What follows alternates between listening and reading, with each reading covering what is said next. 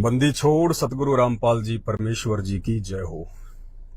परम पिता परमात्मा, सारी सृष्टि के रचनहार, कुल मालिक, असंख्य ब्रह्मांडों के स्वामी, जगत गुरु, तीनों लोकों में प्रवेश करके सबका पालन पोषण करने वाले राजाधीराज, आत्माधार, नाथों के नाथ, देवों के देव महादेव, सर्वेश्वर, महेश्वर, मृत्युंजय, अजरो अमर, आदि अनादि, सनातनी प्रभु, जगत पिता जगदीश्वर, श्री श्री 1008 की उपाधि के वास्तविक अधिकारी, अकाल मूरत, शब्द स्वरूपी राम, वासुदेव, सर्वगतम ब्रह्म, परम पूजे, प्रथम पूजे, परम संत, परम पुरुष, परम धनी, परम दयालु, सत्य कबीर, हक्का कबीर, अल्लाहु कबीर, अल्लाह ताला, जगत के तारणहार, जगत के मुक्तिदाता, जगत के जगन्नाथ, हारे के सहारे, हिंदुओं के राम, मुसलमानों के अल्लाह, सिखों के वाहिगुरु, ईसाइयों के मसीह, दया के सागर दयानिधि, करुणा के सागर करुणानिधि, स्वयंभू परिभू, असली लीलाधर, असली मर्यादा पुरुषोत्तम, दुख भंजन, कष्ट हरण, मंगल करण, संकट मोचन, सत्य नारायण, अविगत कबीर, आदि अनादि परमेश्वर, निर्विकार निर्विषम परमात्मा, संत श्रोमणी सतगुरु रामपाल जी परमेश्वर जी के चरण कमल में लाइव वीडियो देख रहे आप और हम सभी भाई बहनों का अनंत कोटि दंडवत प्रणाम। भाई और बहनों, आज के इस लाइव वीडियो में आपको दो बातें बताऊंगा। एक बात होगी जगत के लिए और एक बात होगी भगत के लिए। तो सबसे पहले आपको जगत से संबंधित बात बता देता हूं, उसके बाद में जो मेरे भगत भाई बहन हैं, जो परम पूज्य सतगुरु रामपाल जी परमेश्वर जी के शिष्य और शिष्याएं हैं, फिर उनका विश्वास बढ़ाने वाली एक बात बताएंगे। तो सबसे पहले देश और दुनिया के लिए वर्तमान में जो परिस्थितियां बन रही हैं वैश्विक स्तर पर, किसी से भी छुपी हुई नहीं है। पूरी दुनिया बारूद के ढेर पर बैठी है, कब चिंगारी लग जाए कोई भरोसा नहीं है। और ये बहुत जल्दी होने भी वाला है, क्योंकि इंसान ने प्रकृति के साथ में जो खिलवाड़ किया है, इंसानियत और मानवीयता के साथ में जो खिलवाड़ किया है, खामियाजा भी इंसान को ही भुगतना पड़ेगा। जो हैवानियत की हद पार की है, मांसाहार अपनाकर बेजुबान निर्दोष जानवरों का कत्ल करके, तो चुकाना भी इंसान को पड़ेगा। और समय भी आ गया है, वो ऐसी बात नहीं है, क्योंकि प्रकृति तो चुन चुन के अपना बदला लेती है। तो जो परिस्थितियां वर्तमान में बन रही हैं विश्व युद्ध की, धीरे धीरे पूरा विश्व दो खेमों में बढ़ता जा रहा है, और दूसरी तरफ प्रकृति की मार भी इंसान को साथ साथ झेलनी पड़ेगी। इंसान ने जो अपने खुद के पैर पे कुल्हाड़ी मारी है, भौतिकतावाद की आग में कूद के अपनी मनवांछित इच्छाओं की पूर्ति के लिए, उसका खामियाजा तो इंसान को वैश्विक युद्ध के रूप में भुगतना ही भुगतना पड़ेगा। शुरुआत हो चुकी है, अब इंसान बचने वाला नहीं है। कहीं जाके छुप जाना अब प्रकृति ढूंढ ढूंढ के निकालेगी, कोई नहीं बच पाएगा।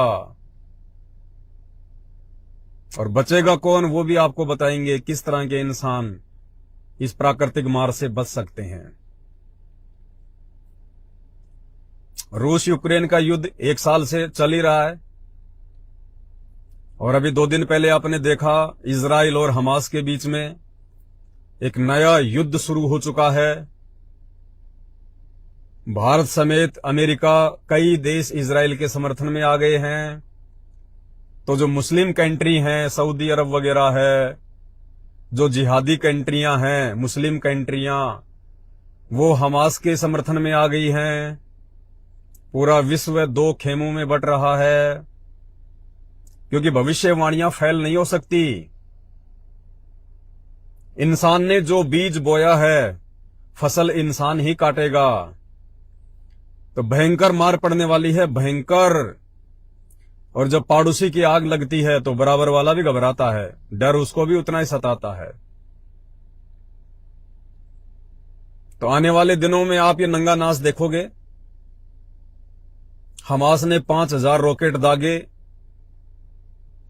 हजारों की संख्या में लोग मरे हैं, हजारों की संख्या में। फिर आज इधर से इजराइल ने दाग दिए, उनके हजारों लोग मर गए। तो युद्ध तो निश्चित है, युद्ध निश्चित है, इसमें कोई दो राय नहीं है। और जितने भी भविष्यवक्ता हैं जिन्होंने भविष्यवाणियां की हैं, उनमें सबसे अच्छे भविष्यवक्ता के रूप में फ्रांस देश के नास्ट्रेडमस को माना जाता है।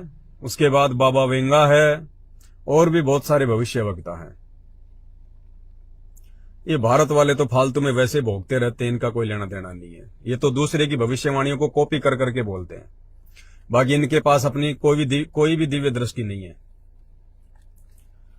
तो नास्ट्रेडमस ने जो भविष्यवाणियां की हैं, और उन भविष्यवाणियों का समर्थन यदि नास्ट्रेडमस का बाप कर दे, हाँ जी, नास्ट्रेडमस का बाप, और नास्ट्रेडमस का ही नहीं, पूरी दुनिया का बाप, पूरे ब्रह्मांड का बाप, पूरी सृष्टि का पिता, यदि उनका समर्थन कर दे कि ऐसा होगा, तो उसके अलावा फिर सृष्टि में कोई दूसरा पुरुष नहीं है जो उन घटनाओं को टाल सके, उन घटनाओं को रोक सके। और मैं बात कर रहा हूं, ये ज्ञानगंगा पुस्तक आप मेरे हाथ में देख रहे हैं। आप में से 90% लोग तो जान गए होंगे, पहचान गए होंगे कि किस महापुरुष ने, किस आदि पुरुष ने ये पुस्तक लिखी होगी। जी हां, परम पूज्य सतगुरु रामपाल जी भगवान, कल्कि भगवान, सत्यनारायण भगवान, समस्त देवी देवताओं व मानव जाति के भगवान सतगुरु रामपाल जी भगवान, जो 8 सितंबर 1951 से मानव रूप में लीला कर रहे हैं। यदि संत रामपाल जी किसी भविष्यवाणी का अपने इस अमर ग्रंथ ज्ञान गंगा में जिक्र कर दें, उसके बाद सृष्टि की ऐसी कोई शक्ति नहीं, ऐसी कोई ताकत नहीं, ऐसा कोई देव और महादेव नहीं जो उस घटना को घटित होने से टाल सके। और संत रामपाल जी ने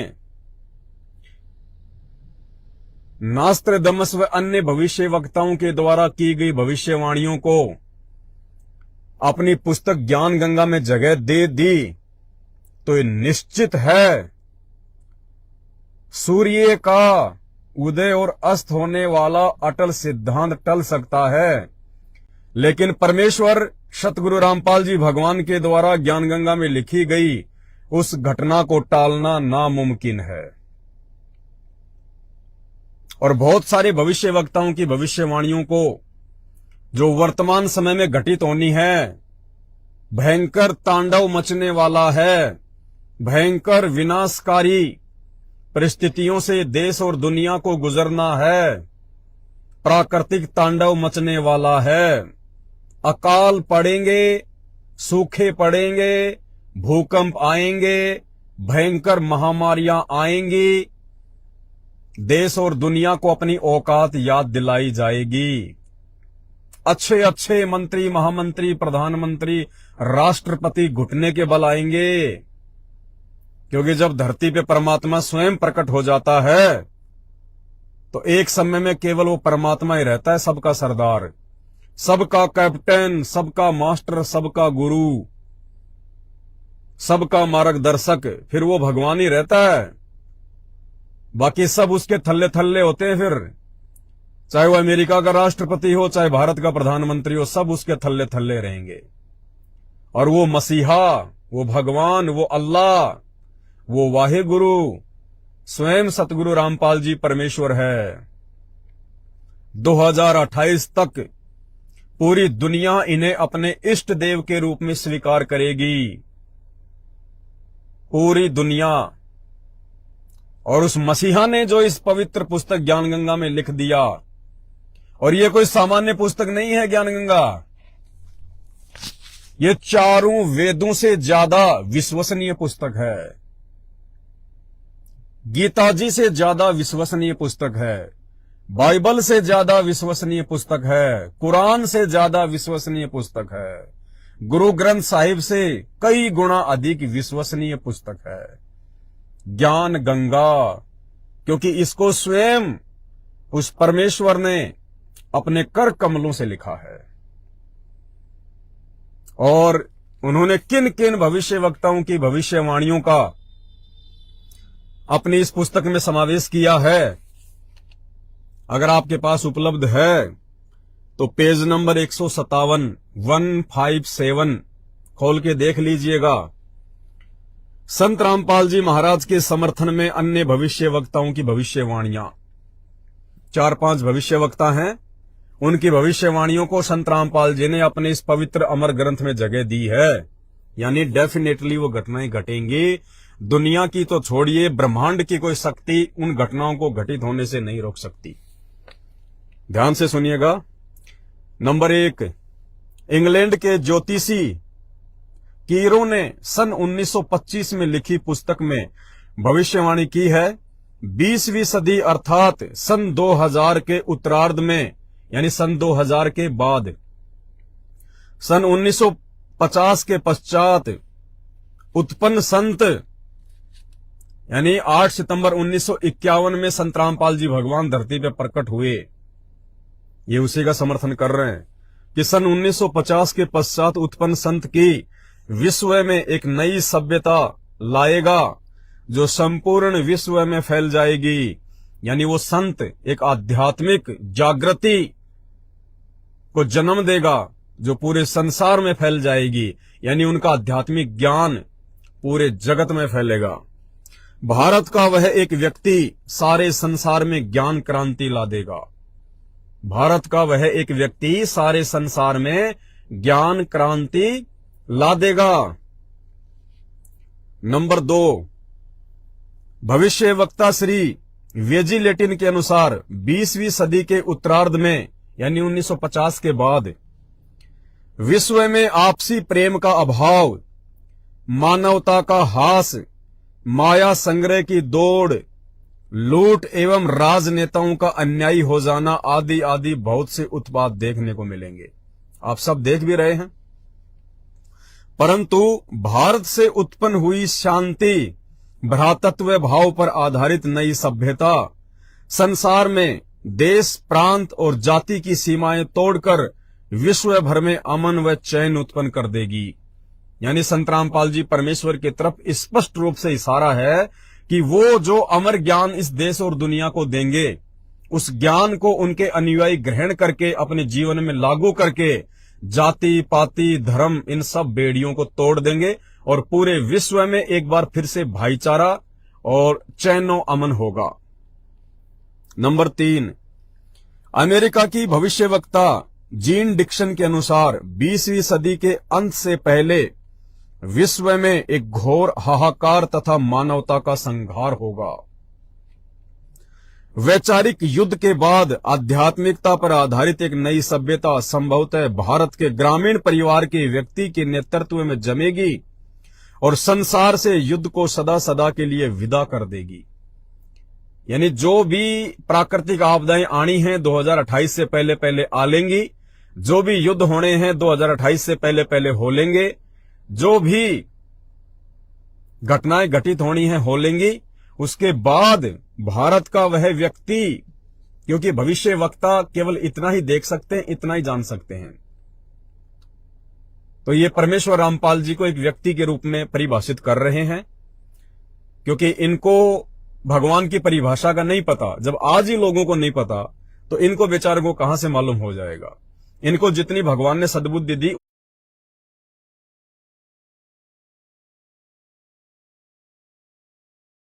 जी का ज्ञान और उनकी शिक्षा, जब आप उनके प्रवचन सुनेंगे, आप उनके सत्संग सुनेंगे, तो आपको पता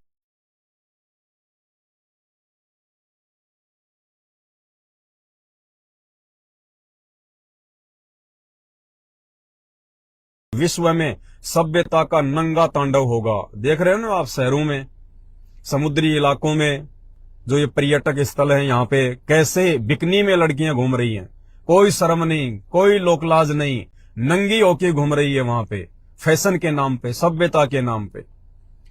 इस बीच भारत के एक देहात का एक धार्मिक व्यक्ति, यानी परमेश्वर रामपाल जी के ऊपर स्पष्ट संकेत, इस बीच भारत के एक देहात का एक धार्मिक व्यक्ति, एक मानव, एक भाषा और झंडा की रूपरेखा का संविधान बनाकर, यानी एक भाषा होगी, एक झंडा होगा।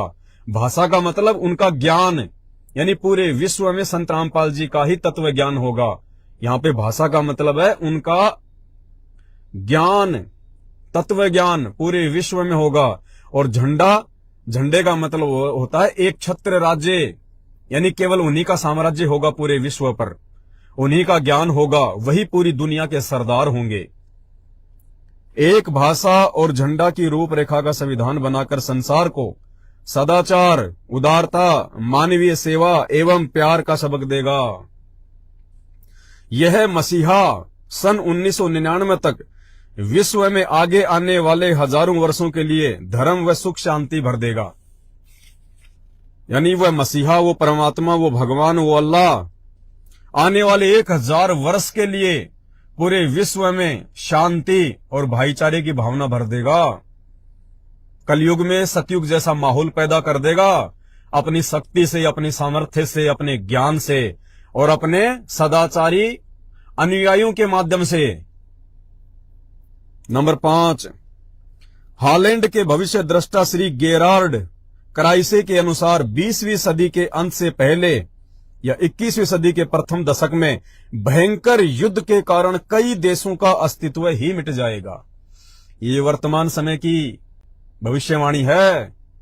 2028 तक विश्व में से कई देशों का, जो छोटे छोटे देश है ना, उनका तो अस्तित्व ही समाप्त हो जाएगा विश्व युद्ध के कारण। परंतु भारत का एक महापुरुष संपूर्ण विश्व को मानवता के एक सूत्र में बांध देगा। वह हिंसा, फूट, दुराचार, कपट आदि संसार से सदा के लिए मिटा देगा 2028 के बाद। और 2028 से पहले ये प्राकृतिक मार तो दुनिया को झेलनी है। विनाशक परिस्थितियों का सामना तो करना ही करना पड़ेगा, क्योंकि जो दुष्ट व्यक्ति होंगे, जो दुराचारी होंगे, जो अधार्मिक होंगे, पापी होंगे, जो नास्तिक टाइप के व्यक्ति होंगे, उनका तो खात्मा निश्चित है। नंबर 6, अमेरिका के भविष्यवक्ता श्री चार्ल्स क्लार्क के अनुसार 20वीं सदी के अंत से पहले एक देश विज्ञान की उन्नति में सब देशों को पछाड़ देगा, अमेरिका। परंतु भारत की प्रतिष्ठा विशेषकर इसके धर्म और दर्शन से होगी, जिसे पूरा विश्व अपना लेगा। यह धार्मिक क्रांति 21वीं सदी के प्रथम दशक में संपूर्ण विश्व को प्रभावित करेगी और मानवता को आध्यात्मिकता पर विवश कर देगी।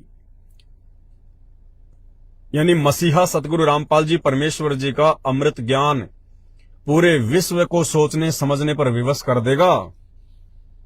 नंबर 7, हंगरी की महिला ज्योतिषी बोरिस्का के अनुसार सन 2000 ईस्वी से पहले उग्र परिस्थितियां, हत्या और लूटमार के बीच ही मानवीय सद्गुणों का विकास एवं भारतीय फरिश्ते के द्वारा भौतिकतावाद से सफल संघर्ष के फलस्वरूप होगा, जो चिरस्थायी रहेगा।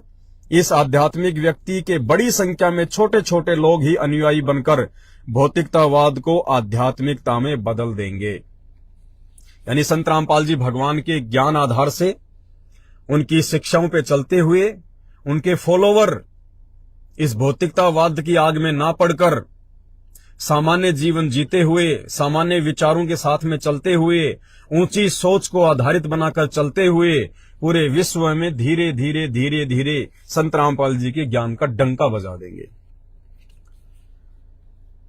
नंबर 8, फ्रांस के डॉक्टर जूल वर्न के अनुसार सन 1990 के बाद यूरोपीय देश भारत की धार्मिक सभ्यता की ओर तेजी से झुकेंगे। सन 2000 तक विश्व की आबादी 640 करोड़ के आसपास होगी।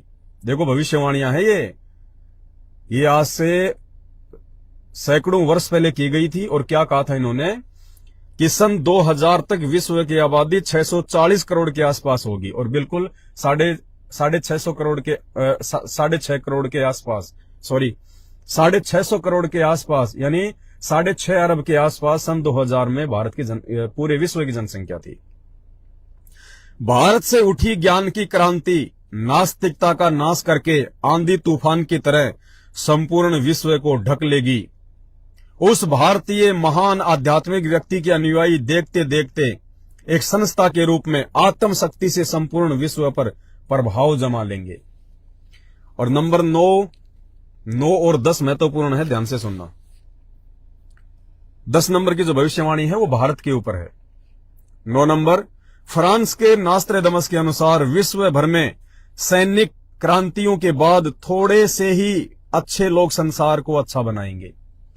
यानी नास्त्रेदमस के अनुसार विश्व में जगह जगह जो सैनिक क्रांतियां होंगी, यानी जो विश्व युद्ध होंगे, देश आपस में लड़ेंगे झगड़ेंगे सीमाओं के लिए, कोई वीटो पावर के लिए, कोई हथियारों के लिए, कोई पदार्थों के लिए, कोई तेल के लिए। तो क्या कह रहे हैं, फ्रांस के नास्त्रेदमस के अनुसार विश्व भर में सैनिक क्रांतियों के बाद थोड़े से ही अच्छे लोग संसार को अच्छा बनाएंगे। यानी सन 2028 से पहले पहले जितने भी कुकर्मी, अधर्मी और पापी इंसान हैं, उनका प्राकृतिक मार से और वैश्विक युद्ध से खात्मा हो लेगा। और उसके बाद थोड़े से ही लोग पूरे विश्व को अच्छा बनाएंगे। यानी उसके बाद धार्मिक व्यक्ति बचेंगे, अच्छे व्यक्ति बचेंगे। उनमें से 90% संत रामपाल जी की शरण में होंगे और उन्हीं व्यक्तियों के माध्यम से फिर आगे पूरे विश्व को सतयुग में बदला जाएगा। कोई किसी को दुखी करने वाला नहीं होगा, कोई किसी को परेशान करने वाला नहीं होगा, बेवजह कोई किसी की संपत्ति नहीं हड़पेगा, कोई किसी की माँ बहन बेटे के ऊपर बुरी नजर नहीं डालेगा। सब अपने अपने हिस्से का खाएंगे। अमीरी गरीबी का भेद समाप्त कर दिया जाएगा, जात पात का भेद समाप्त कर दिया जाएगा संत रामपाल जी भगवान के ज्ञान से। जिनका महान धर्मनिष्ठ विश्व विख्यात नेता 20वीं सदी के अंत और 21वीं सदी की शुरुआत में किसी पूर्वी देश से जन्म लेकर भ्रातृवर्ती का सौजन्यता द्वारा सारे विश्व को एकता के सूत्र में बांध देगा। संत रामपाल जी भगवान पे संकेत। नास्त्रेदमस शतक वन श्लोक 50 में प्रमाणित कर रहा है। ये उसकी पुस्तक का है, शतक वन और श्लोक 50। 3 ओर से सागर से घिरे द्वीप में उस महान संत का जन्म होगा। यानी वो महान संत, वो परमात्मा, वो परमेश्वर एक मानव रूप में, एक व्यक्ति के रूप में 8 सितंबर 1951 को भारत में प्रकट होगा। उस समय उस तत्व ज्ञान के अभाव से अंधेरा होगा। जिस समय वो संत धरती पर प्रकट होगा 1951 में, उस समय धरती पर अंधकार होगा। अंधकार कैसे? हर तरफ पाखंड फैल चुका होगा, किसी को भी धर्म की जानकारी नहीं होगी, सब अपने अपने अनुसार शास्त्रों की व्याख्या करेंगे, किसी को भी सतभक्ति की जानकारी नहीं होगी। नैतिकता का पतन होकर हाहाकार मचा होगा। वह सायरन यानी धार्मिक नेता गुरुवर अर्थात गुरु जी को श्रेष्ठ मानकर अपनी साधना करेगा तथा करवाएगा। वह धार्मिक नेता तत्वदर्शी संत अपने धर्म बल अर्थात भक्ति की शक्ति से तथा तत्व ज्ञान द्वारा सर्व राष्ट्रों को नत मस्तक कर देगा। यानी परमेश्वर रामपाल जी भगवान के ज्ञान में इतनी शक्ति और इतनी सामर्थ्यता होगी, पूरा विश्व एक दिन उनके चरणों में नत मस्तक होगा। पूरा विश्व। एशिया में उसे रोकना अर्थात उसके प्रचार में बाधा करना पागलपन होगा। विशेषकर एशिया महाद्वीप में परमेश्वर रामपाल जी भगवान के ज्ञान को रोकना कहते हैं पागलपन होगा, पागलपन। और अब देखिएगा नंबर 10, इजराइल के प्रोफेसर हरार के अनुसार, इजराइल के प्रोफेसर हरार की भविष्यवाणी को परमेश्वर रामपाल जी भगवान ने अपनी पुस्तक ज्ञान गंगा में जगह दी है। और इजराइल के प्रोफेसर हरार ने भारत के विषय में क्या भविष्यवाणी की है। अगर सतगुरु रामपाल जी भगवान ने इस भविष्यवाणी को ज्ञान गंगा में जगह दी है तो डेफिनेटली ये घटना घटेगी, कोई रोक नहीं सकता। ब्रह्मांड में ऐसी कोई शक्ति नहीं है। इजराइल के प्रोफेसर हरार के अनुसार भारत देश का एक दिव्य महापुरुष मानवतावादी विचारों से सन 2000 ईस्वी से पहले आध्यात्मिक क्रांति की जड़ें मजबूत कर लेगा। वह सारे विश्व को उनके विचार सुनने को बाध्य होना पड़ेगा। और फिर सुनिएगा, भारत के अधिकतर राज्यों में राष्ट्रपति शासन होगा। भारत के अधिकतर राज्य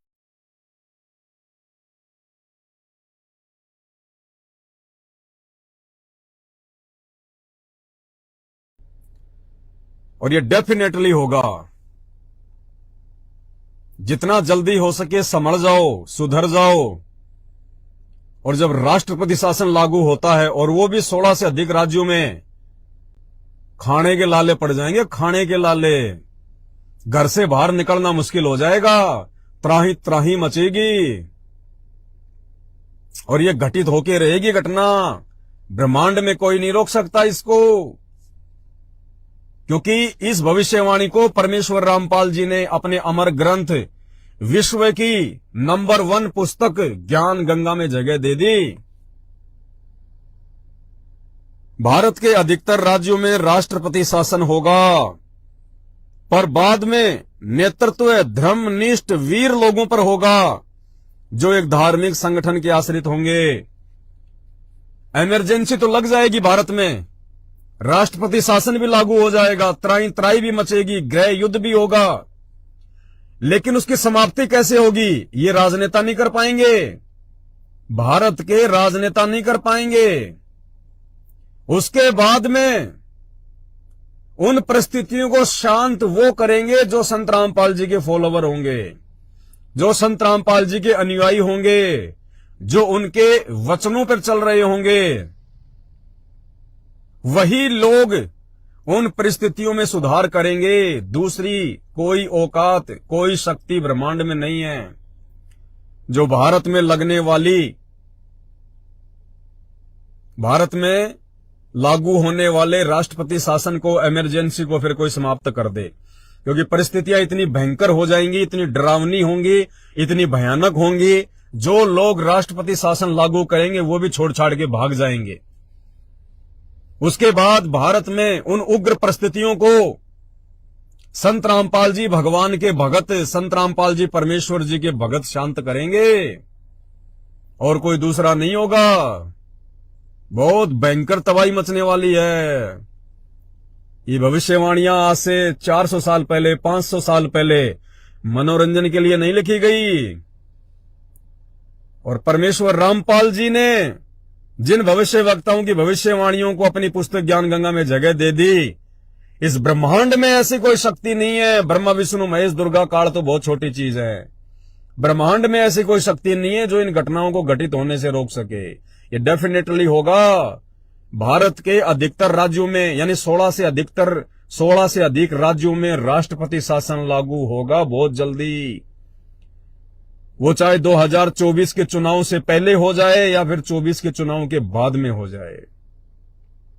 और ये सारी घटनाएं 2028 से पहले घटित होनी है। 2028 के बाद तो संत रामपाल जी कल्कि भगवान के रूप में पूरी दुनिया के सामने होंगे। पूरी दुनिया को उनके चरणों में नतमस्तक होना पड़ेगा, उनके ज्ञान को स्वीकार करना पड़ेगा। और भी बहुत सारी भविष्यवाणियां हैं और कई बातें इन्होंने लिखी है। एक दास ने आज से 5-7 दिन पहले बाइबल के ऊपर एक वीडियो बनाया था। बाइबल में न्याय के दिन मती नाम का कोई चैप्टर है, उसमें लिखा हुआ है कि जब वो मसीहा दुनिया के सामने प्रकट होगा संत रामपाल जी के विषय में, उस समय भारत की कैसी परिस्थितियां होंगी, पूरे विश्व की कैसी परिस्थितियां होंगी, कितनी भयानक और डरावनी परिस्थितियां होंगी। यानी चारों तरफ युद्ध का माहौल होगा, लड़ाई झगड़े होंगे, अकाल पड़ेंगे, सूखे पड़ेंगे, महामारियां फैलेंगी। गर्भवती औरत भी, यानी जिस औरत के गोद में बच्चा है छोटा, वो औरत उस बच्चे को फेंक के खुद अपनी जान बचाने को दौड़ेगी। ऐसी परिस्थितियां पैदा होंगी 28 से पहले पहले। जब ये परिस्थितियां पैदा होनी शुरू हो जाएं तो समझ लेना वो मसीहा, वो कल की भगवान संत रामपाल जी परमेश्वर अब पूरी दुनिया के सामने निकल के आने वाला है। और उसमें लिखा था फिर नीचे यीशु मसीह के द्वारा कि सूर्य का अस्त होना और उदय होना जो उसका अटल सिद्धांत है वो फैल हो सकता है, लेकिन मेरी बातें फैल नहीं हो सकती। ईसा मसीह की उसी बात का समर्थन संत रामपाल जी ने अपनी इस पुस्तक में किया है, ज्ञान गंगा में। यानी बाइबल की जो भविष्यवाणी मुझ पवनदास के द्वारा आज से 5-7 दिन पहले की गई थी भाई और बहनों, उसमें से सुई की नोक जितना भी इधर उधर नहीं होगा। वो भयंकर तांडव, भयंकर परिस्थितियां देश दुनिया में मचेंगी, ऐसा ही होगा। क्यों? क्योंकि बाइबल की उसी भविष्यवाणी का समर्थन जो मुझ पवनदास के द्वारा की गई थी बाइबल में से देख के, उस भविष्यवाणी का समर्थन संत रामपाल जी भगवान ने ईसा मसीह का नाम तक लिख के और वो चांद सूरज वाली बात भी लिख के जो उसी भविष्यवाणी में लिखी हुई है, संत रामपाल जी ने अपनी पुस्तक ज्ञान गंगा में जिक्र कर दिया। इसी पेज पर, पेज नंबर 159 क्या कहा है? जो महापुरुष हजारों कष्टों को सहन कर अपनी तपस्या पर सत्य पर अडिग रहता है, उसकी बात असत्य नहीं हो सकती। सत्य पर अडिग रहते हुए ईसा मसीह ने अपने शरीर में कीलों की भयंकर पीड़ा को झेला। सुकरात ने जहर का प्याला पिया। श्री राम तथा श्री कृष्ण जी को भी यातनाओं का शिकार होना पड़ा। अब देखिए ध्यान से, वो बाइबल वाली भविष्यवाणी का समर्थन कर रहे हैं संत रामपाल जी। ईसा मसीह ने कहा था कि पृथ्वी और आकाश टल सकते हैं, सूर्य का अटल सिद्धांत है उदय अस्त वो भी निरस्त हो सकता है, लेकिन मेरी बातें कभी झूठी नहीं हो सकती। कौन सी बातें? वही बातें जिनका इस बाइबल में से वीडियो बनाया था। उन भविष्य कि उस संत रामपाल जी भगवान के हिसार जेल से बाहर आने से पहले कैसी कैसी विकट परिस्थितियां देश और दुनिया में पैदा होंगी, उसी भविष्यवाणी में ये सूर्य और चांद वाली ईसा मसीह के द्वारा लिखी गई है। और सेम उसी बात का, उसी भविष्यवाणी का संत रामपाल जी ने अपने अमर ग्रंथ ज्ञान गंगा में पेज नंबर 159 पर जिक्र कर दिया। तो डेफिनेटली ऐसा ही होगा, कोई माइका लाल इसको रोक नहीं सकता। चारों तरफ युद्ध का माहौल, विश्व युद्ध, भूकंप आएंगे, अकाल पड़ेगा, सूखा पड़ेगा, अनाज के लिए लोग त्राही त्राही करेंगे। बहुत थोड़ी जनसंख्या रह जाएगी पूरी दुनिया की, बहुत थोड़ी।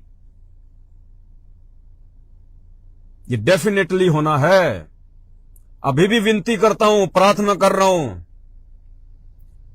आप लोगों को बार बार सन 2028 तक का जो टारगेट दिया जा रहा है, इस चीज को थोड़ा सीरियस ले लो। ये मजाक की बातें नहीं है दुनिया वालों, ऐसा ही होगा, ऐसा ही तांडव मचेगा। नास्ट्रेडमस बोलता हम नहीं मानते, बाबा वेंगा बोलती हम नहीं मानते, प्रोफेसर हरारे बोलते हम नहीं मानते, लेकिन सृष्टि के उत्पत्तिकर्ता परमेश्वर ने, जो आज वर्तमान में आप और हमारी तरह के इंसान रूप में धरती पे प्रकट है, संत रामपाल जी के रूप में, यदि उन्होंने उन भविष्यवाणियों का अपनी पुस्तक में जिक्र कर दिया तो डेफिनेटली होगा। ब्रह्मांड में कोई शक्ति नहीं है जो रोक दे, जो टाल दे। इसलिए कह रहा हूं 2028 से पहले पहले अगर बचना है, अपने परिवार को बचाना है, कलयुग में सतयुग का मुंह देखना है, तो संत रामपाल जी परमेश्वर जी के सत्संग सुनना शुरू कर दो। अपने घर पे सत्संग सुनना शुरू कर दो, उनके अनुसार अपना जीवन जीना शुरू कर दो, उनके वचनों पे चलना शुरू कर दो। क्योंकि ये संत रामपाल जी कोई सामान्य व्यक्ति नहीं है, सामान्य पुरुष नहीं है, इन्हें जेल में देखने की भूल मत करो। ये वही है जिसे ईसाई अपना मसीह कह रहे हैं। दुनिया जिसको कल की भगवान के नाम से यूट्यूब पे ढूंढ रही है, मुसलमान जिसकी मस्जिदों में नमाज अदा करते हैं अल्लाह, वाहे गुरु, सिख भाई गुरुद्वारों में जिसे वाहे गुरु के नाम से पुकारते हैं, वो वाहे गुरु धरती पे आज संत रामपाल जी के रूप में प्रकट है। हिंदू जिसे अपना भगवान कहते हैं, परमात्मा कहते हैं, परमेश्वर कहते हैं, वो संत रामपाल जी ही है। और 2028 तक मजबूरी में जो लोग बचेंगे सबको उस मसीहा के चरणों में नतमस्तक होना पड़ेगा। बड़े बड़े देश उनके चरणों में नतमस्तक होंगे।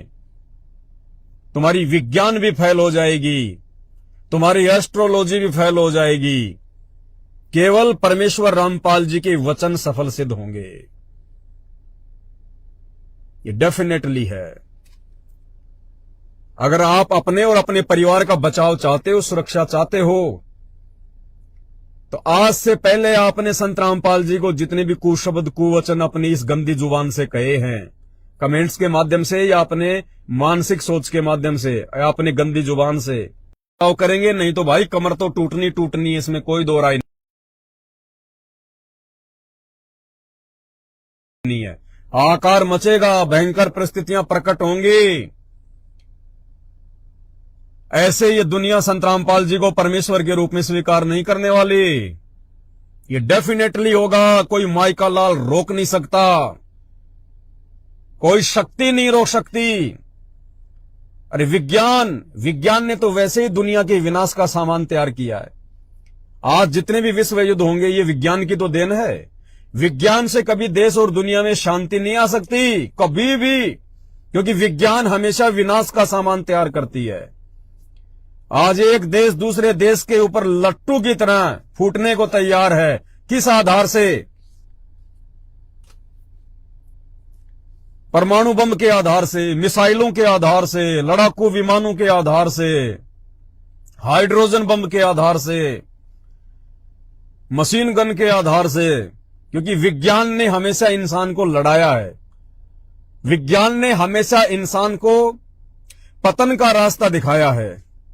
विज्ञान ने पूरे विश्व के लिए विनाश का सामान तैयार कर दिया है। विज्ञान से कभी दुनिया में सुख शांति चैन व अमन नहीं आ सकता। विज्ञान तो खुद एक बारूद है। और अब जब ये विज्ञान फटेगी, ये बारूद जब फटेगा, तो देखना किस प्रकार से दुनिया की जनसंख्या घटेगी। और भविष्य मालिका के अनुसार पूरे विश्व की 70% आबादी का सत्यानाश होना है। 70% आबादी का, और डेफिनेटली होना भी है। संत रामपाल जी भी नहीं रोकेंगे, क्योंकि संत रामपाल जी चाहते हैं कि जो गंदगी है वो साफ हो जाए, मिट जाए, ताकि अच्छे लोगों के साथ में मैं इस कलयुग को सतयुग बनाऊं, दोबारा से यहां पे एक अच्छा समय लेके आऊं। तो डेफिनेटली होना है। अब देखना यह है कि समझदार कितने व्यक्ति होंगे जो उन विकट परिस्थितियों के पैदा होने से पहले पहले संत रामपाल जी के सत्संग सुनना शुरू कर देते हैं और अपने परिवार के बचाव का रास्ता ढूंढ लेते हैं। वरना भाई मौत सिर पर बैठी है। चाहे तुम किसी की पूजा कर रहे हो, किसी की धूपबत्ती, अगरबत्ती, स्वामणी, पैदल यात्रा, कावड़, कुछ भी, किसी भी देश का कोई भी व्यक्ति जो भी साधना कर रहा है, सब के सब काल पूजा है। काल पूजा। एकमात्र रक्षक पूरी दुनिया का यदि कोई है तो संत रामपाल जी है। तो ये तो जगत वालों के लिए एक चेतावनी थी। जो समझदार होगा वो तो इसको सीरियस ले लेगा और अपने आत्म कल्याण के लिए, अपने परिवार के बचाव के लिए संत रामपाल जी भगवान के प्रवचन सुनना शुरू कर देगा। और जो मूर्ख प्राणी है वो भाई अपनी कब्र खुद ही खोद लेगा और उल्टा सीधा बोल के। अब जो मेरे भगत भाई बहन हैं, जो परमेश्वर रामपाल जी भगवान के सत्संग व उनके ज्ञान आधार से उनके भगत हैं, उनके फॉलोवर हैं, जो परमात्मा को पहचान चुके हैं, जान चुके हैं, उनकी शरण में आके या संकल्प लेकर अपनी भक्ति कर रहे हैं, अपने मानव जीवन को सफलता की ओर लेके जा रहे हैं। अब उन सभी भगत भाई बहनों के लिए छोटा सा संदेशा।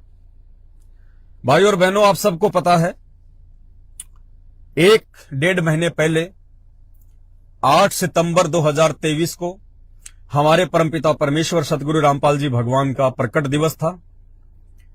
और प्रकट दिवस पर हमने उनके लिए एक बेड लगाया था, उनके विश्राम के लिए।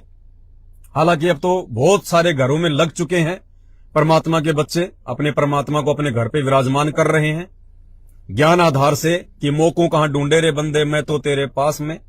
घटी हिम गंगा, घटी हिम जमुना, घटी हिम है जगदीश, सतगुरु तारेंगे। हम ना तो अपने गुरुदेव भगवान को जेल में देखते, ना हम अपने गुरुदेव भगवान को कहीं और देखते। हम अपने गुरुदेव भगवान को उनकी अमर वाणियों के अनुसार, उनके ज्ञान आधार से सदैव अपने हृदय में देखते हैं और अपने घर में देखते हैं। जब भगत गुरु के वचनों पे चलता है तो गुरु साए की तरह अपने भगत के साथ में रहता है। वो समर्थ परमात्मा है। तो 8 सितंबर को हमने परमेश्वर के लिए बेड लगाया और हम एक एसी भी लेके आए थे।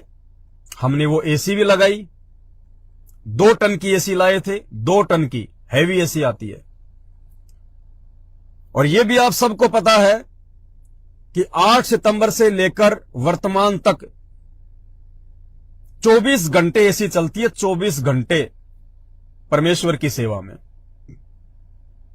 लाइट अगर कभी कभार 24 घंटे में 10-15 मिनट कट मार जाती है तो मात्र 10-15 मिनट ही एसी बंद होती है, अन्यथा एसी 24 घंटे चलती है। 2 टन की एसी है। अब आप कहोगे इसमें क्या आश्चर्य वाली बात है भाई, इसमें क्या विश्वास बढ़ाने वाली बात है? तो आप ध्यान से सुनिए। कहते हैं संगत माही कुसंगत उपजे, जैसे बन में बास, आप घिस घिस आग लगा ले करे बनखंड का भी नाश।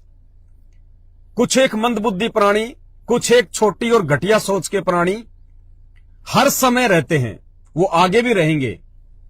जब संत रामपाल जी भगवान आश्रम में बैठ के ज्ञान दिया करते थे, उस समय भी कुछ 5-10 ऐसे घटिया छोटी सोच और मानसिकता वाले व्यक्ति उनके आसपास रहा करते थे।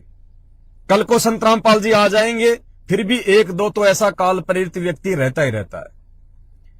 ऐसे ही जब सात संगतियां शुरू हुई तो ज्यादातर आत्माएं तो अपने आत्म कल्याण के लिए सात संगतियों से जुड़ी, आज भी जुड़े हुए हैं लाखों की संख्या में, और अपने आत्मिक उद्धार के लिए निरंतर आगे बढ़ रहे हैं। उन आत्माओं को राग द्वेष, लड़ाई झगड़े, निंदा बिंदा, ईर्ष्या, इनसे कोई लेना देना नहीं है। ये सारी चीजें छोड़ के तो हम सतगुरु रामपाल जी भगवान के मार्ग में आए हैं, भक्ति करने के लिए निकल पड़े हैं। और उन्हीं चीजों का यदि हम समावेश अपने जीवन में करेंगे तो हमसे बड़ा कोई गधा नहीं, कोई दुष्ट नहीं। लेकिन 1-2% ऐसी निकम्मी आत्माएं आपको हर जगह देखने को मिलेंगी। और ऐसी जो निकम्मी आत्माएं थी सात संगतियों में, तो समय समय पर परमेश्वर ने उन मूर्खों का सात संगतियों से सफाया भी किया है।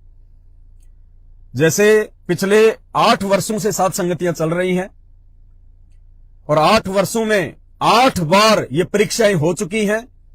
हर साल परमात्मा सात संगतियों से कूड़े करकट की, कचरे की छटनी करता है और 2-4-5-10, 2-4-5-10 हर बार सात संगतियों से कूड़ा करकट बाहर निकलता है।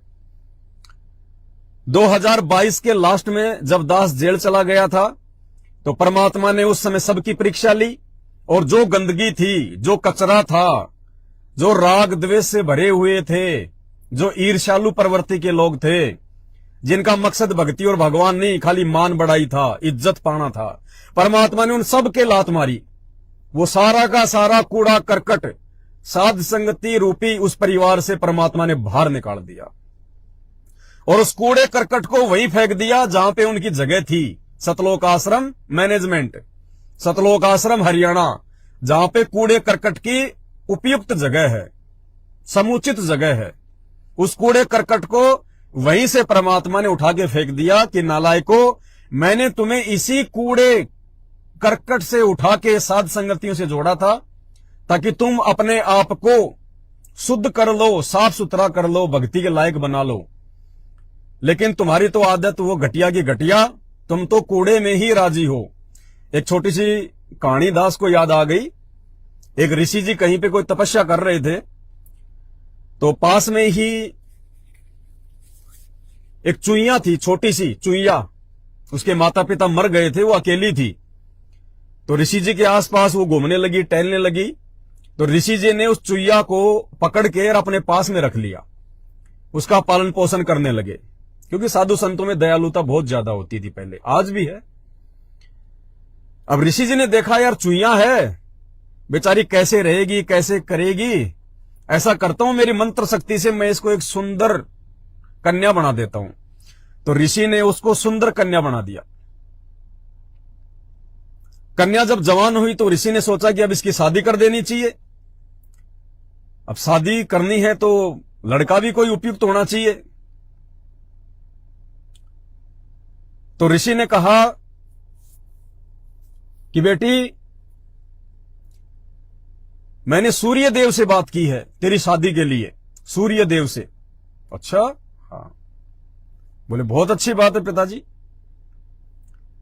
लड़की ने हां भर दी। थोड़ी देर बाद लड़की ने क्या देखा कि सूर्य देव को बादलों ने ढक लिया।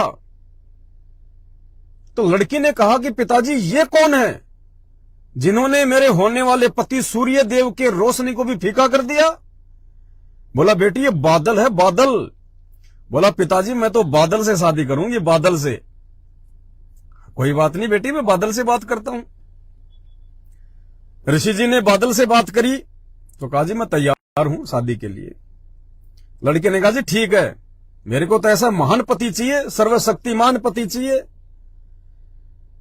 थोड़ी देर बाद हवा चली और बादल भी इधर उधर भागने लगे। तो लड़की ने देखा पिताजी ये क्या चीज है जिन्होंने मेरे होने वाले पति बादल को भी इधर उधर पछाड़ मारा, भाग खड़ा हुआ मेरा पति। बोला बेटी ये हवा है, हवा। बोला पिताजी मैं तो हवा से शादी करूंगी। बोला बेटी जैसी तेरी मर्जी। ऋषि शक्तिमान थे, तुरंत गए हवा के पास में, बातचीत करी, यस हो गई, फाइनल। लड़की ने भी फाइनल कर दिया। थोड़ी देर बाद वो हवा जिधर जा रही थी उधर से वापस आने लग गई। तो लड़की ने कहा पिताजी सामने ऐसी क्या चीज है जो मेरे होने वाले पति का रास्ता रोक दिया और मेरा पति उससे टक्कर ना लेके वापस भाग रहा है। उसने कहा बेटी वो पहाड़ है, पहाड़। ये हवा वहां से टकरा के वापस आ रही है। उसने कहा पापा जी मैं तो पहाड़ से शादी करूंगी। मतलब बेटी जैसी तेरी मर्जी। ऋषि जी ने पहाड़ से बात करी, पहाड़ ने कहा जी मैं राजी हूं। ठीक है जी। लड़की अपने पति से मिलने गई, पहाड़ की तरफ घूमने गई शाम को। तो लड़की ने देखा कि यार ये तो इसके अंदर इतने सारे बिली बिल छेद ही छेद हो रहे, पूरा का पूरा इसको खोखला कर रखा, इसको है छेद ही छेद कर दिए इसमें। बोले पापा जी। बोले हाँ बेटा। बोले वो कौन है जिसने मैंने होने वाले पति के अंदर छेद ही छेद कर दिए, इतने सारे होल कर दिए, मिट्टी निकाल दी उसके अंदर से। बोला बेटी वो चूहे हैं, चूहे। बोला पिताजी मैं तो चूहे से शादी करूंगी। बोला बेटी तू पहले चूही आई थी और तेरी चूहे से शादी होगी बेटी, चल तथास्तु। उसी समय ऋषि ने उसको वापस लड़की से चूहिया बना दिया और पकड़ के एक चूहा उनकी शादी कर दी। तो भाई और बहनों, परमात्मा ने जो व्यक्ति, जो अच्छी आत्माएं थी, उनको परमात्मा ने वो गंदगी रूपी सतलोक आश्रम मैनेजमेंट हरियाणा से निकाल के साथ संगति से जोड़ के एक इंसान बनाया था, एक भगत बनाया था कि ये मेरी अच्छी आत्माएं हैं, उधर रहेंगी, ये भटकेंगी, काल इनको दबोच ले जाएगा, अपना जीवन बर्बाद करेंगी, क्यों ना इन आत्माओं को मैं एक मौका दे दूं। तो परमात्मा ने उन चूहों को एक मौका दिया था साध संगति से जोड़ के। वो कचरा परमात्मा ने उधर से उठा के साध संगति रूपी इस मशीन में लाके डाला था कि हो सकता है इसकी कोई अच्छी चीज बन जाए। लेकिन कचरा तो कचरा, कचरा कहां से बताओ अमृत बनने को तैयार हो जाएगा। तो वो कचरा जब नहीं अपने आप में उसने सुधार किया तो परमात्मा ने वापस उस कचरे को सन 2022 के लास्ट में उठा के सैकड़ों की संख्या में वो कचरे को वापस उसी जो है वो कचरे में फेंक दिया सतलोक आश्रम मैनेजमेंट वाले आश्रमों में कि जाओ बेटा तुम्हारी जगह वो ही है। तो समय समय पे परमात्मा छटनी करता रहता है, आगे भी परमात्मा छटनी करता रहेगा। 8 साल से लोगों ने बहुत कोशिश कर ली सात संगतियों को तोड़ने की, मुझदास को तोड़ने की, लेकिन उनकी पार नहीं बसाई और ना बसाएगी, क्योंकि मुझ पवन दास को सारी सृष्टि के रचयिता सर्वशक्तिमान परमात्मा सतगुरु रामपाल जी भगवान ने अपना आशीर्वाद देके खड़ा किया है। इसलिए आम प्राणी के बस की बात नहीं है कि वो साध संगतियों को तोड़ दे या सात संगतियों में गंदगी फैला दे या सात संगति रूपी मिशन को रोक दे। नहीं, ये तो एंड तक चलेगी सात संगति, एंड तक, अंत तक, क्योंकि सतगुरु रामपाल जी भगवान का असली मार्ग, शुद्ध मार्ग और पवित्र मार्ग, जहां से आत्माएं सतलोक के लिए तैयार हो रही हैं, ये साध संगति ही है। इसको खत्म करना भाई नामुमकिन है, तुम खुद खत्म हो जाओगे खत्म करने के प्रयास में। तो 2 टन की एसी और 8 सितंबर से लगातार चल रही है, दिन रात चल रही है।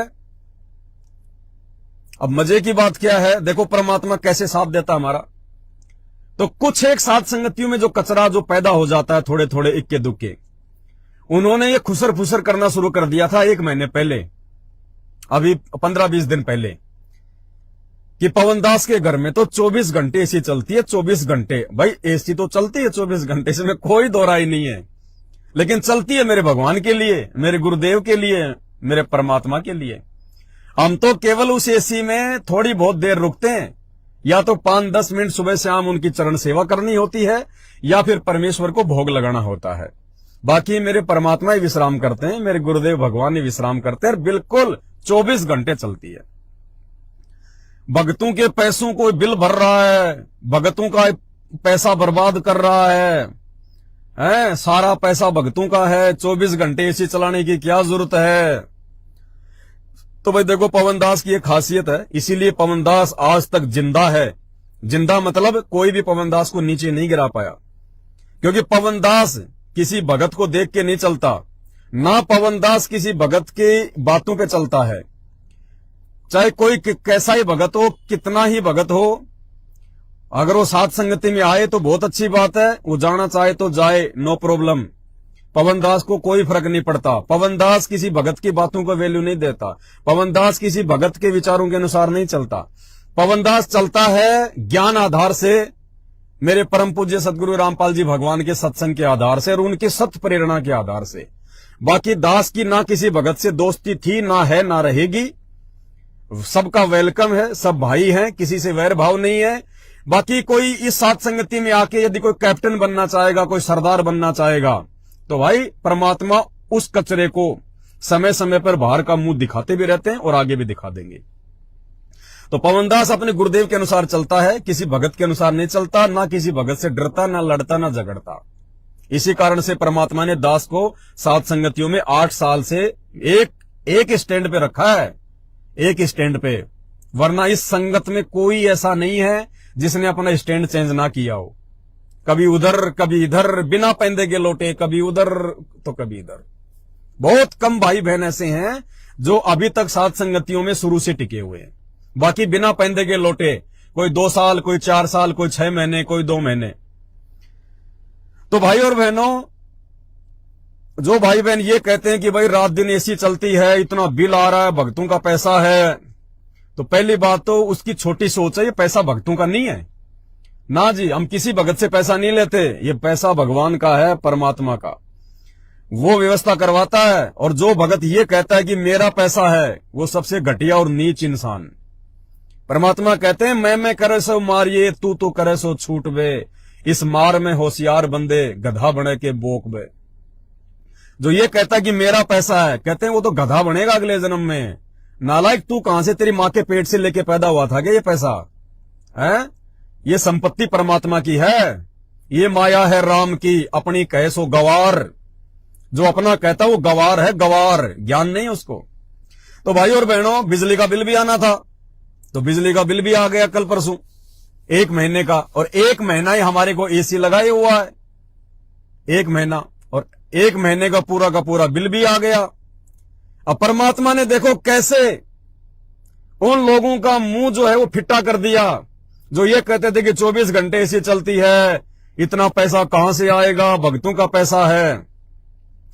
भाई और बहनों, दास के घर पे 2 तो है प्रिंटर, 2 लेमिनेशन मशीन, 4 पंखे, 1 कूलर, और रोज परमात्मा के कपड़ों के ऊपर जो है प्रेस होती है हाई पावर की, और फ्रिज है, यानी सारे इलेक्ट्रॉनिक आइटम है।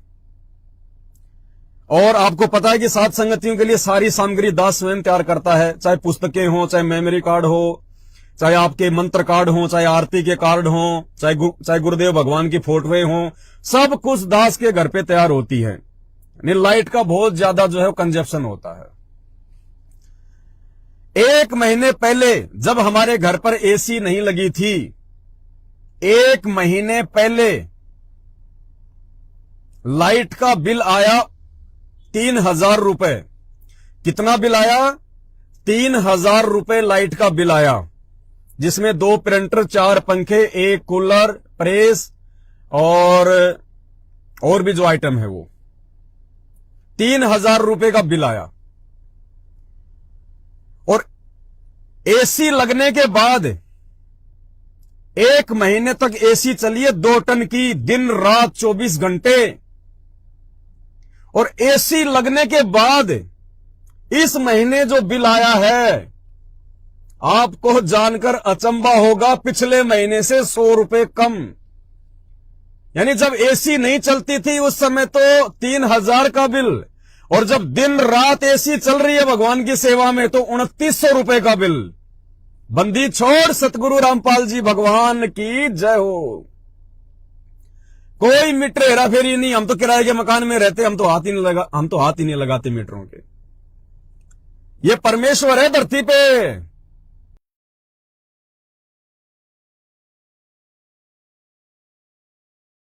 लेकिन भाइयों, पिछले महीने से भी 100 रुपए कम। ये चमत्कार है परमेश्वर का। विश्वास बढ़ाता है परमात्मा अपने बच्चों का कि दुनिया की बातों पे ना जाना, भक्तों की बातों पे ना जाना। परमात्मा कहते हैं, कल पे कारण कौन है, तू कर सेवा निष्काम, मन इच्छा फल देऊंगा जब पड़ेगा मेरे से काम। ये चमत्कार है परमेश्वर रामपाल जी भगवान का। ये तो वैसे कुछ भी नहीं है, छोटी सी चीज है। ये तो ऊंट के मुंह में जीरे के बराबर भी नहीं है परमेश्वर के लिए। सतगुरु जो चावे सो कर ही, भरम पड़ो मत कोई, और सेऊ धड़ पर शीश चढ़ावे, पाछे करे रसोई। सतगुरु जो चावे सो कर ही, 14 कोटि दूत यम डर ही, ऊत भूत जम त्रास निवारे, चित्रगुप्त के कागज फाड़े। और परमात्मा ने लाइट वालों के बिल फाड़ दिए। अरे जो परमात्मा चित्रगुप्त के कागज फाड़ सकता है, वो यहां के नहीं फाड़ सकता क्या? कुछ भी कर सकता है परमात्मा। तो परमात्मा अपने बच्चों का विश्वास बढ़ाता है कि तू अपनी सेवाओं पे ध्यान दे, अपनी भक्ति पे ध्यान दे। दुनिया में और उन अध कच्चे भक्तों में कोई अंतर नहीं है जो अभी तक अपने गुरुदेव को नहीं समझ पाए, उनके ज्ञान को नहीं समझ पाए। वो कचरा है, कूड़ा करकट है, और वो इसी प्रकार अपनी छोटी सोच और अपनी घटिया मानसिकता के चलते धीरे धीरे इस परमात्मा से भी दूर हो जाएंगे। वो कचरा है, कचरे की आवश्यकता नहीं है परमात्मा को। और जिनको विश्वास अपने गुरुदेव भगवान पे, उनके साथ फिर परमात्मा ऐसी अनहोनी किया करता है, ऐसी अनहोनी।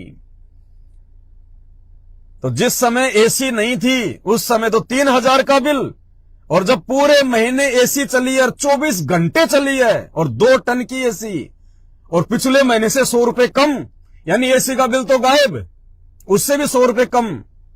अब इसको कहते हैं परमात्मा का आशीर्वाद है। इसलिए दास के साथ में पल पल परमात्मा है, पल पल गुरुदेव भगवान है। इसलिए हमने भगवान के लिए कहीं भ्रमने भटकने की जरूरत नहीं है। सतगुरु रामपाल जी भगवान के लिए हमने किसी आश्रम में धक्के खाने की जरूरत नहीं है, किन्हीं आश्रमों में भटकने की जरूरत नहीं है। अगर विश्वास है, कहे कबीर सुनो भाई साधो, मैं तो हूं विश्वास में, तो परमात्मा आपके घर पे भी है, आपके पास में रहेगा मान लेके। और वो प्रोसीजर परमात्मा ने साध संगतियों के माध्यम से शुरू करवा दी है।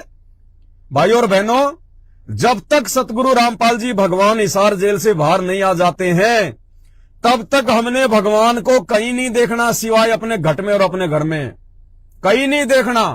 और यदि कोई भगवान को कहीं और देख रहा है तो वो मूर्ख आदमी है, जाहिल है, वो गवार है, उसे अभी तक परमात्मा का ज्ञान ही समझ में नहीं आया। साए की तरह साथ रहता है परमात्मा अपने मर्यादित भक्तों के साथ में, साए की तरह।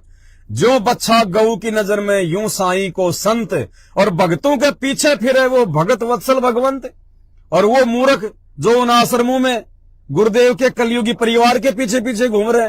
अरे भगवान तो कह रहा कि तू मेरे वचनों पे चल, मेरी मर्यादाओं पे चल, मेरी बातों पे टिक, मेरे पे विश्वास करके देख, मैं गाय की तरह तेरे पीछे पीछे, गाय की तरह तेरे पीछे पीछे डोलूंगा। और मूर्ख भगत उनके परिवार के पीछे भाग रहे, खागड़ की तरह उनके परिवार के पीछे भाग रहे, झोटी की तरह। उल्टा उल्टा कनेक्शन हो रहा है। तो 24 घंटे परमात्मा साथ में है भाई, और अपने प्रत्येक उस सत्सेवक बच्चे के साथ में है जिसने गुरु को भगवान मान लिया, और गुरु को जिसने अपने घर पर विराजमान कर लिया। जो अपने गुरु जी को ना जेल में देखता है, ना किसी आश्रम में देखता है। ठीक है, शारीरिक रूप से परमात्मा जहां बैठे वहां बैठे, नो ऑब्जेक्शन। वो परमात्मा तो इस समय परमात्मा ना जाने सृष्टि में कहां कहां कितने रूप बना के अपने बच्चों को ज्ञान दे रहा है। वर्तमान समय में वो परमात्मा सतलोक में भी बैठा हुआ है, सत्य पुरुष के रूप में, अगम लोक में अगम पुरुष के रूप में भी बैठा हुआ है सतगुरु रामपाल जी भगवान। अलख लोक में अलग पुरुष के रूप में भी बैठा हुआ है परमात्मा।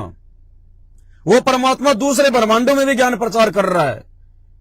वर्तमान में वो परमात्मा दूसरे लोकों में भी अपने भक्तों के पास, अपने बच्चों के पास में जो कभी उनसे बिछुड़ गए थे, उनको जा जाके संभाल रहा है। वो परमात्मा वर्तमान में ना जाने अपने सैकड़ों भक्तों का किसी न किसी रूप में कोई साथ दे रहा है। वर्तमान में एक रूप में वो जेल में भी बैठा हुआ है, एक रूप में अपने सभी सत्सेवक बच्चों के घरों पे भी है परमात्मा, और एक रूप में परमात्मा पृथ्वी पे जितने भी जीव हैं सबके घट में बैठा है परमात्मा। आत्म रूप सबके घट में बैठा है परमात्मा। ये ना सोचना कि खाली जेल में बैठे हैं गुरुजी, उस गुरुजी के अनंत रूप है।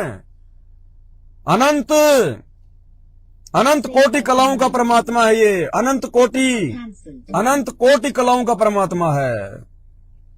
तो भाई और बहनों, जिन चंद लोगों ने संत रामपाल जी की आड़ में, जैसे उनके परिवार वाले और ये कोऑर्डिनेटर, इन्होंने जो धर्म को धंधा बना रखा है बेचारी भोली भोली आत्माओं को मूर्ख बना के, हमने उनके पीछे नहीं जाना, उनके पीछे नहीं डूबना। ये पिछली पीढ़ी का समय है। भगवान ने इतना ठोक के ज्ञान और शिक्षा इसीलिए दी है, किसी के झांसे में नहीं आना। अगर परमात्मा मान लिया अपने गुरु को, तो परमात्मा का कोई बेटा बेटी नहीं होता, परमात्मा की कोई पत्नी नहीं होती, कोई भाई नहीं होता, कोई परिवार नहीं, कोई रिश्तेदार नहीं। परमात्मा का अपना वो है जो उनके वचनों पे चलता है, जो उनके ज्ञान को आधार बना के चलता है, जो गुरु को भगवान मानता है, वो है परमात्मा का असली। और आने वाले समय में बहुत बड़ा धोखा खाएगी ये संगत जो आज उनके परिवार के पीछे अंधी होकर चल रही है। आप देख लेना 2028 से पहले पहले सारे आश्रमों के ताले लग जाएंगे, इन समस्त आश्रमों के ताले लग जाएंगे। क्योंकि जो घटियापन सतलोक आश्रम मैनेजमेंट हरियाणा ने दिखाया है वो तो जगत वाले भी नहीं दिखाते। हमारी जहां भी सात संगतियां होती हैं ये गुंडे पहुंच जाते हैं वहां पे। अरे नालायको, तुम भगत हो, तुम राक्षस हो, अरे हम सात संगतियों में कोई आसाराम के गुणगान थोड़ी करते हैं। अरे तुम्हारे गुरुजी संत रामपाल जी भगवान की जय जयकार करते हैं, उन्हीं को भोग लगाते हैं, उन्हीं की महिमा करते हैं, उन्हीं के शब्द गाते हैं, और तुम राक्षस स्वभाव को धारण किए हुए मनुष्य में नीच मूड, तुम अपने गुरुजी की पूजा भी नहीं करने देते। तुमसे बड़ा राक्षस और कौन होगा धरती पे? तुमसे बड़ा अज्ञानी और कौन होगा धरती पे? अभी बंगाल में 3 दिन की सात संगति 7, 8, 9, बंगाल में 3 दिन की सात संगति 7, 8, 9, वहां पे ये लोग, जैसे इन लोगों को पता चला, वहां का एमएलए ले लिया, वहां का एमपी ले लिया, और पुलिस प्रशासन को साथ में ले लिया। पुलिस वालों ने दारू पी रखी और सात संगति से एक दिन पहले आके उस भगत को डरा दिया, धमका दिया कि यहां पे सात संगति नहीं होनी चाहिए, वरना हमारे से बुरा कोई नहीं होगा। क्योंकि पैसे दे दा के सेट कर लिया प्रशासन। ये तो राक्षस हैं, इनको कोई फर्क तो पड़ता नहीं, गुरुजी के वचनों पे चलते नहीं। 10, 20, 50 हजार रुपए दे के इन्होंने पुलिस प्रशासन को और वहां पे कैंसिल करवा दिया। तो भाई परमात्मा के काम तो रुका नहीं करते, वहां से 100 किलोमीटर दूर परमात्मा के बच्चों ने दूसरी जगह ले ली, एक हॉल ले लिया। पहले वाले हॉल में एसी नहीं थी, दूसरे हॉल में एसियां लगी हुई हैं, बढ़िया सेटअप है। और आज तीसरा दिन है, लगातार सत्संगति चल रही है। वहीं बंगाल में 100 किलोमीटर दूर अब ले आओ तुम्हारा एमएलए, तुम्हारा एमपी, तुम्हारा विधायक, तुम्हारी पुलिस प्रशासन, कुछ नहीं उखाड़ पा रहे। आज तीसरा दिन है, लास्ट दिन है, 3 दिन हो गए भगवान को भोग लगते हुए, और खूब छिक के परमात्मा की वहां पे गुणगान कर रहे हैं, परमात्मा की वहां पे चर्चा कर रहे हैं और वीडियो बना रहे हैं। आज शाम से वीडियो पढ़ना शुरू हो जाएंगे बंगाल सत्संगति के। तो भाई तुम काल के हो भाई, तुम डाल तो परमात्मा के बत्ते, तो परमात्मा के बच्चे पात पात। हमारे साथ में गुरुजी है, तुम्हारे साथ में काल तुम्हारे ये कर्म फुड़वा रहा है, ये कर्म फुड़वा रहा है तुम्हारे काल। आने वाले समय में जब काल तुम्हारी बुद्धि से हटेगा ना, तब तुम्हारी आंखों से आंसू नहीं सूखेंगे। ये मूर्ख इंसानों, तुम किसका विरोध कर रहे थे? तुम किन सात संगतियों का विरोध कर रहे थे? भगवान के असली मिशन का, भगवान के सत्य मिशन का। अरे ये सतलोक आश्रम के जो आश्रम बने हुए हैं, जो गुरु जी का परिवार है, ये सत्य मिशन नहीं चला रहा, ये तो धंधा मिशन चला रहा है। धंधा कर रहे हैं ये लोग। असली मिशन सतगुरु रामपाल जी भगवान का केवल सात संगतियों के माध्यम से चल रहा है। और दास पहले भी कहता है, और दास आज भी कह रहा है, यही सत्य होगा जो परमात्मा दास से कहलवाते हैं। साध संगतियों से ही भगत सतलोक जाएगा, दूसरा धरती पे कोई तरीका नहीं है, धरती पे दूसरा कोई ट्रेनिंग सेंटर नहीं है। साध संगति से ही आप एक भगत बन सकते हो, नेक, सच्चे, मर्यादित, दूसरी धरती पे कोई जगह नहीं है। और साध संगति से ही परमात्मा अपने बच्चों को सतलोक लेके जाएगा। और वो आत्मा, उनका सौभाग्य जिनको परमात्मा ने सात संगतियों से जोड़ दिया, और जो सात संगति रूपी मिशन को समझ चुकी हैं, जान चुकी हैं, पहचान चुकी हैं, और निरंतर परमेश्वर के ज्ञान को आधार बना के और आगे बढ़ रही हैं। बाकी रोग है यहां पे, जगत वालों से बुरी दुर्दशा संत रामपाल जी के भक्तों की होगी।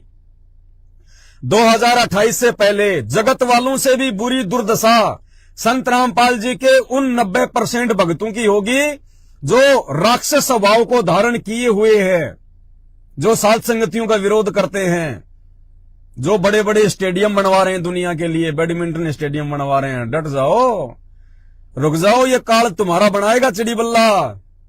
जो तुमने परमात्मा की ज्ञान को जो तोड़ मरोड़ के और जो तुमने फेंक दिया ना जगत वालों को प्रसन्न करने के लिए, अपने आश्रम चलाने के लिए, धनाना गांव वालों को खुश करने के लिए, जो तुमने परमेश्वर के ज्ञान विरुद्ध चलकर, परमेश्वर के विरुद्ध चलकर जो तुमने वहां पे एम्बुलेंस चला दी, जो तुमने वहां पे बसें चला दी फ्री, जो तुमने वहां बैडमिंटन के स्टेडियम बना दिए, राजनेताओं का आश्रम में समावेश कर दिया, भक्ति में तुमने अज्ञानता फैला दी है, आश्रमों के अंदर तुमने मेडिकल चेकअप शुरू कर दिए, आंखों का शिविर लगा दिया, दांतों का शिविर लगा दिया, तुमने आश्रमों को हॉस्पिटल बना दिया।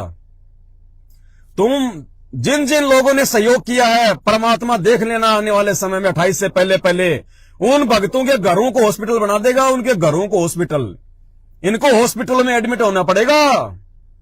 इतने कर्म बिगाड़ लिए इन लोगों ने परमात्मा के ज्ञान को तोड़ मरोड़ के। और बहुत विशेष दया, एक विशेष मेहर सतगुरु रामपाल जी भगवान की, जिन्होंने हम जैसे नीचों को ना जाने कौन से जन्म जन्मांतरों की हमारे कोई अच्छे कर्म, कोई अच्छी भक्ति सेवा रही होगी, जो परमेश्वर ने हाथ पकड़कर हमारे को उस गंदगी के ढेर से दूर कर दिया, उस मैनेजमेंट से दूर कर दिया, और परमात्मा ने एक निर्मल मार्ग से जोड़ दिया, साध संगति से जोड़ दिया। और भाई बहनों, साध संगतियों में अब हर जगह भटकने की जरूरत नहीं है, हर जगह मुंह मारने की जरूरत नहीं है। वैसे भी 2023 से, अब 1 नवंबर 2023 से उसी भगत के घर पे साध संगति होगी जो संभोग क्रिया से पूर्णतया दूर होगा, बिल्कुल रजोगुण से दूर होगा, जिसके घर में समुचित व्यवस्था होगी, भक्तों के लिए कोई असुविधा नहीं होगी, जिसका पूरा परिवार उपदेशी होगा, उसी भगत के घर पे साध संगति होगी। और ऐसे बहुत ही कम होंगे, इसलिए हर जगह साध संगतियां ना होंगी, और ना आपने हर जगह साध संगतियों में जाना है, क्योंकि परमात्मा ने जो संदेश दिलवाने थे, जो बातें आप तक पहुंचानी थी, जो मर्यादाओं की जानकारी आपको देनी थी, जो सही और गलत की जानकारी देनी थी, आप भाई बहनों तक पहुंच चुकी है। पुस्तकें बन चुकी हैं, सामग्री पहुंच चुकी है। अब आपने कहीं धक्के खाने की जरूरत नहीं है, वरना धक्के खाते रहोगे। एक समय तक सात संगतियों के माध्यम से यदि परमात्मा ने आपको भगत बनाया है, अब यदि आप देखा देखी में चलोगे, भागा दौड़ में चलोगे, आवश्यकता से ज्यादा भागा दौड़ करोगे, तो काल आपको अपने लपेटे में भी ले लेगा। ये भी ध्यान रखना। अति हर चीज की बुरी होती है, इसलिए अब वो समय आ चुका है। अब आपने सात संगतियों में ज्यादा जाने के बजाय, हर जगह सात संगतियों में जाने के बजाय, आपने ज्यादा से ज्यादा समय अपनी भक्ति को देना है। भक्ति को ज्यादा से ज्यादा परमात्मा के सुमरण को समय देना है।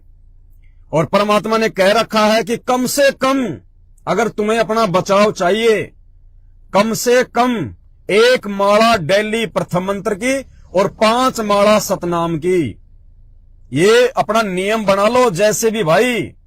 और आप सात संगति से जुड़े हुए हो, आप सत्सेवक हो, आपको परमात्मा ने दूसरे भक्तों से ज्यादा ज्ञान दे रखा है, आपको समझ दे रखी है, आपके साथ में भगवान है। इसलिए आपने भागा दौड़ी में मंत्र नहीं करने।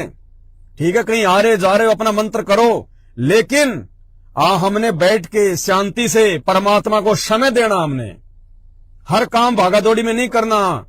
ये तो परमेश्वर ने उन आत्माओं के लिए वाणी बोली है जो अभी ज्ञान को पूरी तरह से समझ नहीं पाए, जो अभी पूरी तरह से अपने जीवन के मकसद को समझ नहीं पाए।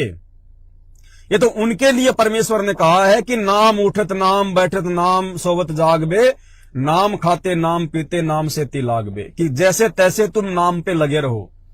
लेकिन अब सात संगति से जुड़ने के बाद में हम भाई बहनों को बैठ के मंत्र करने पड़ेंगे, विधि से मंत्र करने पड़ेंगे, बैठ के माला करनी पड़ेगी। कभी कभार ठीक है, इमरजेंसी, ये बात अलग है, अन्यथा भाई समय देना पड़ेगा परमात्मा की भक्ति को, तब बात बनेगी।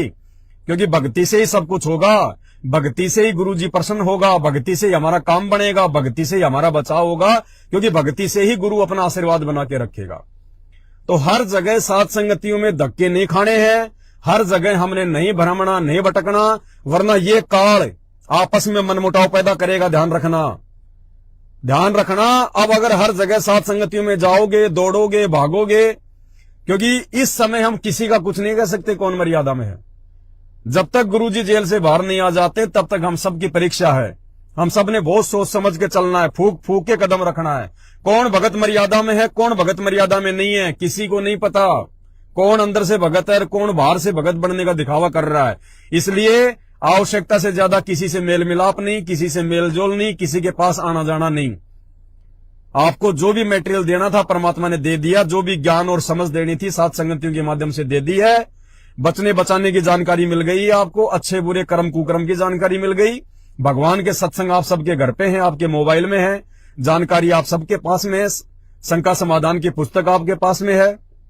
अब आपने ज्यादा ज्यादा समय परमात्मा की भक्ति को देना है, मालिक के मंत्र सुमरण को देना है। समय पे अपनी आरतियां करनी है, हमने विधिवत आरतियां करनी है। इन मैनेजमेंट वालों की तरह तगारियां उठाते उठाते नित्य नियम नहीं करना, जो है गटर में बैठ के हमने रमेणी नहीं करनी, मोटरसाइकिल पे आते जाते हमने संध्या आरती नहीं करनी, खाना बनाते बनाते आरती नहीं करनी। अरे वो तो उन लोगों के लिए है जो लोग नए नए भक्ति से जुड़ते हैं और जिनको ज्ञान नहीं होता। वो चाहे अपना झाड़ू निकालते करो, चाहे खाना बनाते बनाते करो, वो उनका शुरुआती समय होता है। लेकिन आप और हमें परमात्मा ने भक्ति की उस ऊंची से ऊंची सीढ़ी पे बैठा दिया, साध संगति पे। अब हमने हर क्रिया को विधिवत करना पड़ेगा, विधिवत और मर्यादा में रहकर करना पड़ेगा। नहीं तो अगर सात संगति से नीचे गिर गए, ये लास्ट सीढ़ी है, लास्ट सीढ़ी 99 वाली। अगर इस सीढ़ी से यदि आप मर्यादा तोड़ के या अपने गुरुजी को दुखी करके अपने किसी भी कर्म से यदि अब आप सात संगति से नीचे गिरते हैं, तो इस युग में नहीं उठ पाएंगे। जितने भी लोग सात संगति से टूट के जो गए हैं मैनेजमेंट में, भाई और बहनों डेफिनेटली नोट कर लेना, इस कलयुग में उनका मोक्ष नहीं है। आप ये सोचो कि मरने के बाद उनको दूसरा जन्म दे देंगे, कुछ नहीं है। जन्म तो दो नहीं, उनको 100 मिल जाएंगे, लेकिन भगवान नहीं मिलेगा उनको। जो जो लोग सात संगतियों में जुड़ के, कम से कम जो लोग 6 महीने या 1 साल तक सात संगति में रहा, और उसके बाद यदि वापस वो उसी मैनेजमेंट में जाके बैठ गया, भाई बहनों डेफिनेटली नोट कर लेना, ये मेरे नहीं परमात्मा की प्रेरणा से बोल रहा हूं आपको, मालिक के ज्ञान आधार से, इस युग में उस भगत का मोक्ष नहीं है। और ना जाने जब इस युग में नहीं है तो ना जाने फिर कब संभालेगा परमात्मा। कहते हैं जानबूझ सांची तजे और करे झूठ से ने, जाकी संगत ये प्रभु सौपन में भी ना दे। देखो सही और गलत की जानकारी हमें परमात्मा ने मानव शरीर दिया है, एक गधे का शरीर नहीं है। सही और गलत की जानकारी इंसान 1 महीने में कर सकता है, 2 महीने में कर सकता है, हद मार के 3 महीने में कर सकता है। यानी मेरे साथ में आप जुड़े हो, मेरे विचारों से आप मेरी पहचान करोगे। कहते हैं साधु शब्दा परखिए दुख पड़े घरनार, सूरवीर जब जानिए जब रण बाजे तलवार। यानी संत और भगत की पहचान उसके शब्दों से होती है, उनके वचनों से होती है। और शब्दों से पहचान करने के लिए 3 महीना बहुत होता है। 3 महीने में तो आदमी चाहे जिसकी पहचान कर ले कि ये कैसा आदमी है और कैसे इसके विचार हैं। लेकिन जो व्यक्ति 1 साल से साथ संगति से जुड़े फिर चले गए, 2 साल से साथ संगति में रहे फिर चले गए, 3-3 साल साथ संगति में रहे, 4-4 साल, 5-5 साल जो लोग साथ संगति से जुड़े रहे, उसके बाद भी जो लोग मैनेजमेंट में जा रहे हैं, तो वो लोग जानबूझ के सांची तजी है। उन्होंने जानबूझ के सांची तजी है। वो साथ संगतियों में कोई जो है कमियां निकाल के नहीं गए, और ना कोई माई का लाल साथ संगतियों में रति भर भी जो है वो कमी निकाल सकता। वो अपने राग द्वेष करके गए हैं, वो मान बढ़ाई के चक्कर में गए हैं, वो निंदा और बिंदा के कारण गए हैं, वो अपनी कमजोरी के कारण गए हैं। जरूर उन्होंने अपनी मर्यादाएं तोड़ी है, जो मर्यादाएं बचाने के लिए साथ संगति में संदेश दिए जाते हैं। जरूर उन्होंने परमात्मा की मर्यादाएं तोड़ी हैं और उनके ऊपर काल का जो है वो दबाव बढ़ा है। उसके बाद वो लोग साथ संगति से हटके उस कचरे के ढेर सतलोक आश्रम में गए हैं। तो 1 साल से लेके 5 साल तक जो लोग साथ संगति से जुड़े रहे, और उसके बाद भी जो लोग अब उसी कचरे के ढेर सतलोक आश्रम में जाके बैठ गए या साथ संगतियों को छोड़ के चले गए, पुण्यात्माओं डेफिनेटली नोट कर लेना, इस युग में, इस कलयुग में अंत तक उनका मोक्ष नहीं है। क्योंकि उन्होंने जानबूझ के सांची तजी है। और रोएंगे देख लेना, और रोना ये फिर जब मोक्ष नहीं होगा तो फिर क्या है। अगर मानव जन्म भी होंगे तो मानव जन्म में कौन सुखी है। जब भगवान की शरण में रहते सहते आप उनको नहीं पहचान पाए, और जब भगवान यहां से चला जाएगा उसके बाद आपको चाहे राजा का जन्म क्यों ना मिलो, दुर्गति है, दुर्गति, अकाल मृत्यु, दुर्गति। कब एक्सीडेंट हो जाए, कब लड़ाई झगड़े में मारा जाए, कब कोई भयंकर रोग लग जाए, और मां के गर्भ में 9 महीने वो नरक भोगेगा हर बार। दुर्गति दुर्गति है, दुर्गति दुर्गति है। तो बस ये छोटा सा संदेशा था आप सभी भाई बहनों के लिए, परमपिता परमेश्वर के आशीर्वाद से। बाकी जो मेरे भगत भाई बहन साथ संगति में जुड़े हैं और जिनका मकसद केवल इतना ही है कि मुझे तो अपना आत्म कल्याण करवाना है, चाहे कोई भगत मुझे गाली दे, चाहे मुझे कुछ भी कहे, मुझे भला कहे चाहे मुझे बुरा कहे, मुझे कोई लेना देना नहीं है भगतों से। मुझे तो केवल ज्ञान से मतलब है कि मुझे इनसे सीखने को क्या मिल सकता है, बस उसको अपने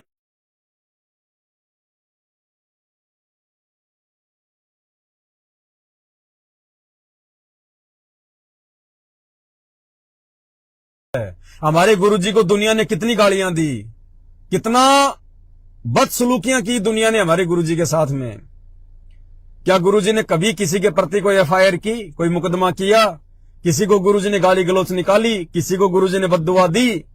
तो हमने भी अपने गुरुजी के जैसा बनना है।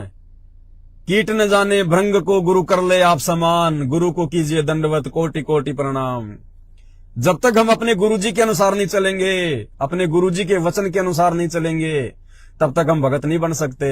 और भाई वो भगत बनने का एकमात्र फॉर्मूला केवल साथ संगति में है, दूसरा धरती पे कहीं नहीं है, चाहे कहीं भी धक्के खाते रहना। तो जो समझदार आत्मा है उनको तो ज्यादा समझाने की आवश्यकता नहीं पड़ती है, उनको तो पता है कि हमें क्या करना है क्या नहीं करना है, और साथ संगति से जोड़ के परमात्मा ने हमें क्या दे दिया और हमें क्या मिल चुका है।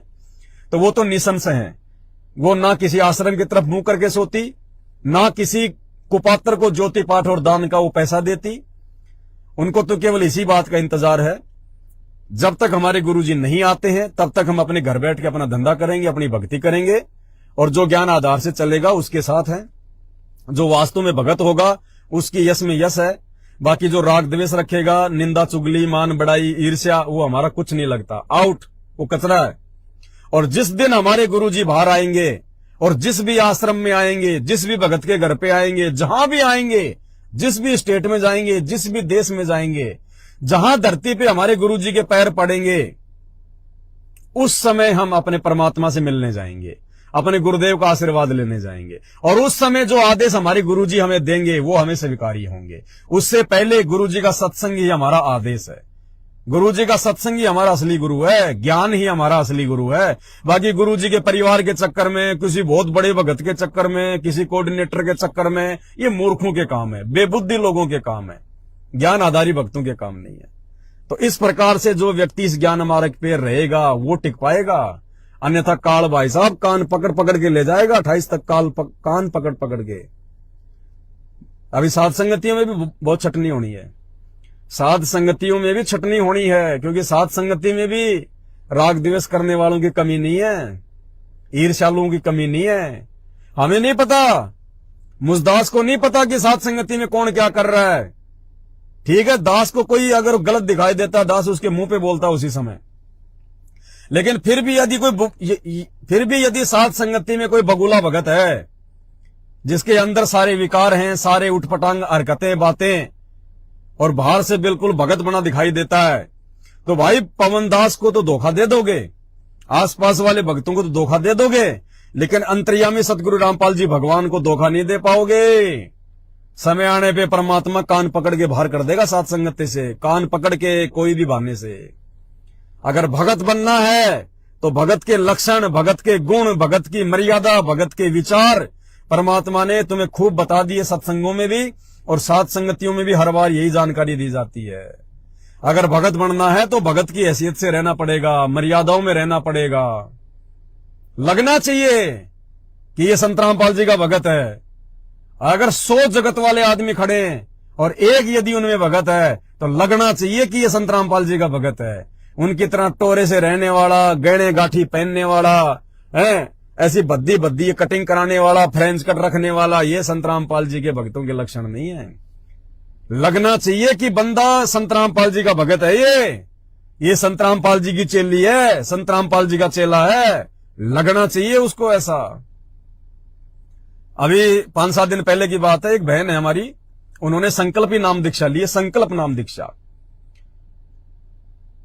और इतनी दृढ़ हो गई वो ज्ञान पे, साध संगति से जुड़ गई थी, शंका समाधान की पुस्तक पहुंच गई, और पूरा परिवार उसका अनुपदेशी, और उसने सब कुछ उतार दिए, गहने वाणे, टिक्की बिंदी सिंदूर, कुछ नहीं, सादा कपड़े बिल्कुल।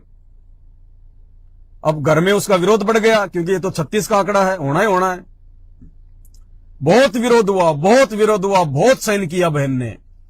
अंत में नौबत ऐसी आ गई, घर वालों ने निकाल दिया, तो बहन वहां से उठा के थैला चल पड़ी अपने परमात्मा के भरोसे, और अपनी किसी भगत बहन के अपने जो है मतलब की मायके आ गई। अब मायके वाले भी वैसे ही अंडा दारू मांस खाने पीने वाले, वो भी परमात्मा के नाम से नफरत करते, वहां से भी बहन को निकाल दिया। वो बहन अपनी किसी बहन के पास चली गई, बहन ने भी नाम ले रखा है संकल्प, उसके पास रहने लग गई। अब पीछे से आपस में उसके मायके का ससुराल वालों का जो है वो वैचारिक युद्ध शुरू हो गया, क्योंकि दोनों जगत वाले, दोनों काल प्रेरित। बहन ने तो मना कर दिया कि भाई मैं तो नहीं रहूंगी बिल्कुल भी, मुझे तो भक्ति करनी है, ये तेरे जैसे पति, तेरे जैसे माँ बाप मैंने असंख्य कर लिए, पता नहीं मेरे कितने जन्म हो चुके हैं, कितनी बार तू मेरा बाप रह चुका, मैं तेरी बेटी रह चुकी, मैं तेरा बाप रह चुकी, तू मेरी बेटी रह चुकी। ऐसे पति ऐसे बाप मैंने असंख्य जन्मों में बहुत देख लिए, अब की बार मुझे तो मेरा पीछा छुड़वाना है। ज्ञान समझ में आ गया। अब उसके बाद में लगे भागने दौड़ने, बहन को ढूंढने, कहां है, क्यों चली गई। मालूम पड़ा कि वहां रह रही है अपनी बहन के पास में। तू आ जा, वहां क्यों चली गई, ये है वो है। बोला बिल्कुल नहीं आऊंगी, 1% नहीं आऊंगी, तेरा कुछ लेके नहीं गई, तेरे घर में थी तो नौकरानी की तरह मैं काम कर रही थी, तू क्या खा रहा था, क्या पी रहा था, क्या पूजा पाठ कर रहा था, मैंने तेरे को कभी मना नहीं किया। मैं क्या करूंगी, क्या पूजा पाठ करूंगी, ये मेरा विषय, तू कौन होता है बोलने वाला। तेरी स्त्री हूं तो इसका मतलब मेरे को दबा के रखेगा तू? हूं तो इंसान ही। अगर लेडीज हूं तो क्या हुआ, हूं तो इंसान ही, मेरे भी अधिकार हैं। लेकिन मैंने मेरे उन अधिकारों का भी कोई प्रयोग नहीं किया। नहीं तो 2 मिनट में तेरे ऊपर, तेरे परिवार के ऊपर दहेज का आरोप लगा के जेल की जो है वो चक्कियां पिसवा देती। लेकिन मैं संत रामपाल जी की शिष्य हूं, मेरे गुरु ने मेरे को ऐसी शिक्षा नहीं दी। नहीं तो 2 मिनट में जेल में जाते पूरा का पूरा परिवार। नारी उत्पीड़न के मामले में अंदर करवा देती, दहेज के मामले में अंदर करवा देती।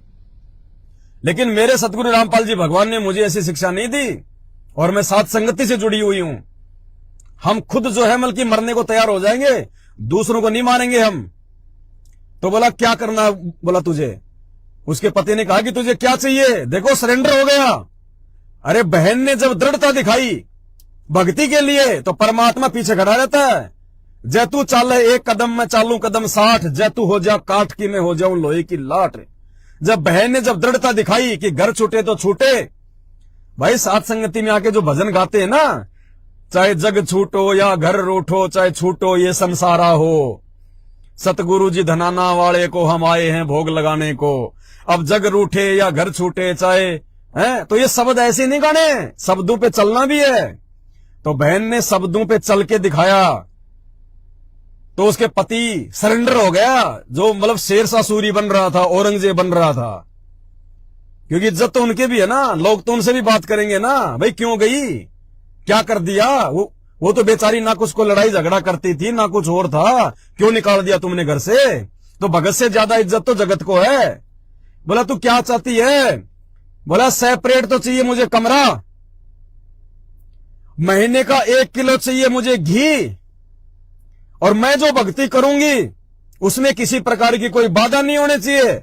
और जिस कमरे में मैं रहूंगी उस कमरे में मेरे गुरुजी के अलावा और मेरे अलावा दूसरा कोई प्रवेश नहीं करेगा। बोला माई तेरी सारी शर्तें मंजूर है, तू आ जा। बोले ऐसे नहीं आऊंगी। बोला अब क्या चाहिए। बोला भैया तू कोर्ट में चल, कोर्ट में चल, मैं वकील लेके आऊंगी। नोटेरी पे 500 रुपए के स्टाम्प पेपर पे लिखावट होगी कि आइंदा अगर मेरे साथ में कोई भी अप्रिय घटना घटित होती है तो उसका जिम्मेदार ये परिवार होगा पूरा। और उसकी 1 कॉपी मेरा वकील रखेगा, 1 कॉपी जो है बल्कि थाने में दूंगी, और 1 कॉपी मेरे भगत भाई के पास में रहेगी। कल को अगर मेरे साथ कोई अप्रिय घटना घट गई तो उसके जिम्मेदार तुम होगे, और पीछे से फिर कार्रवाई अपने आप हो जाएगी। तो बोला माई जैसा तू चाहेगी वैसा होगा।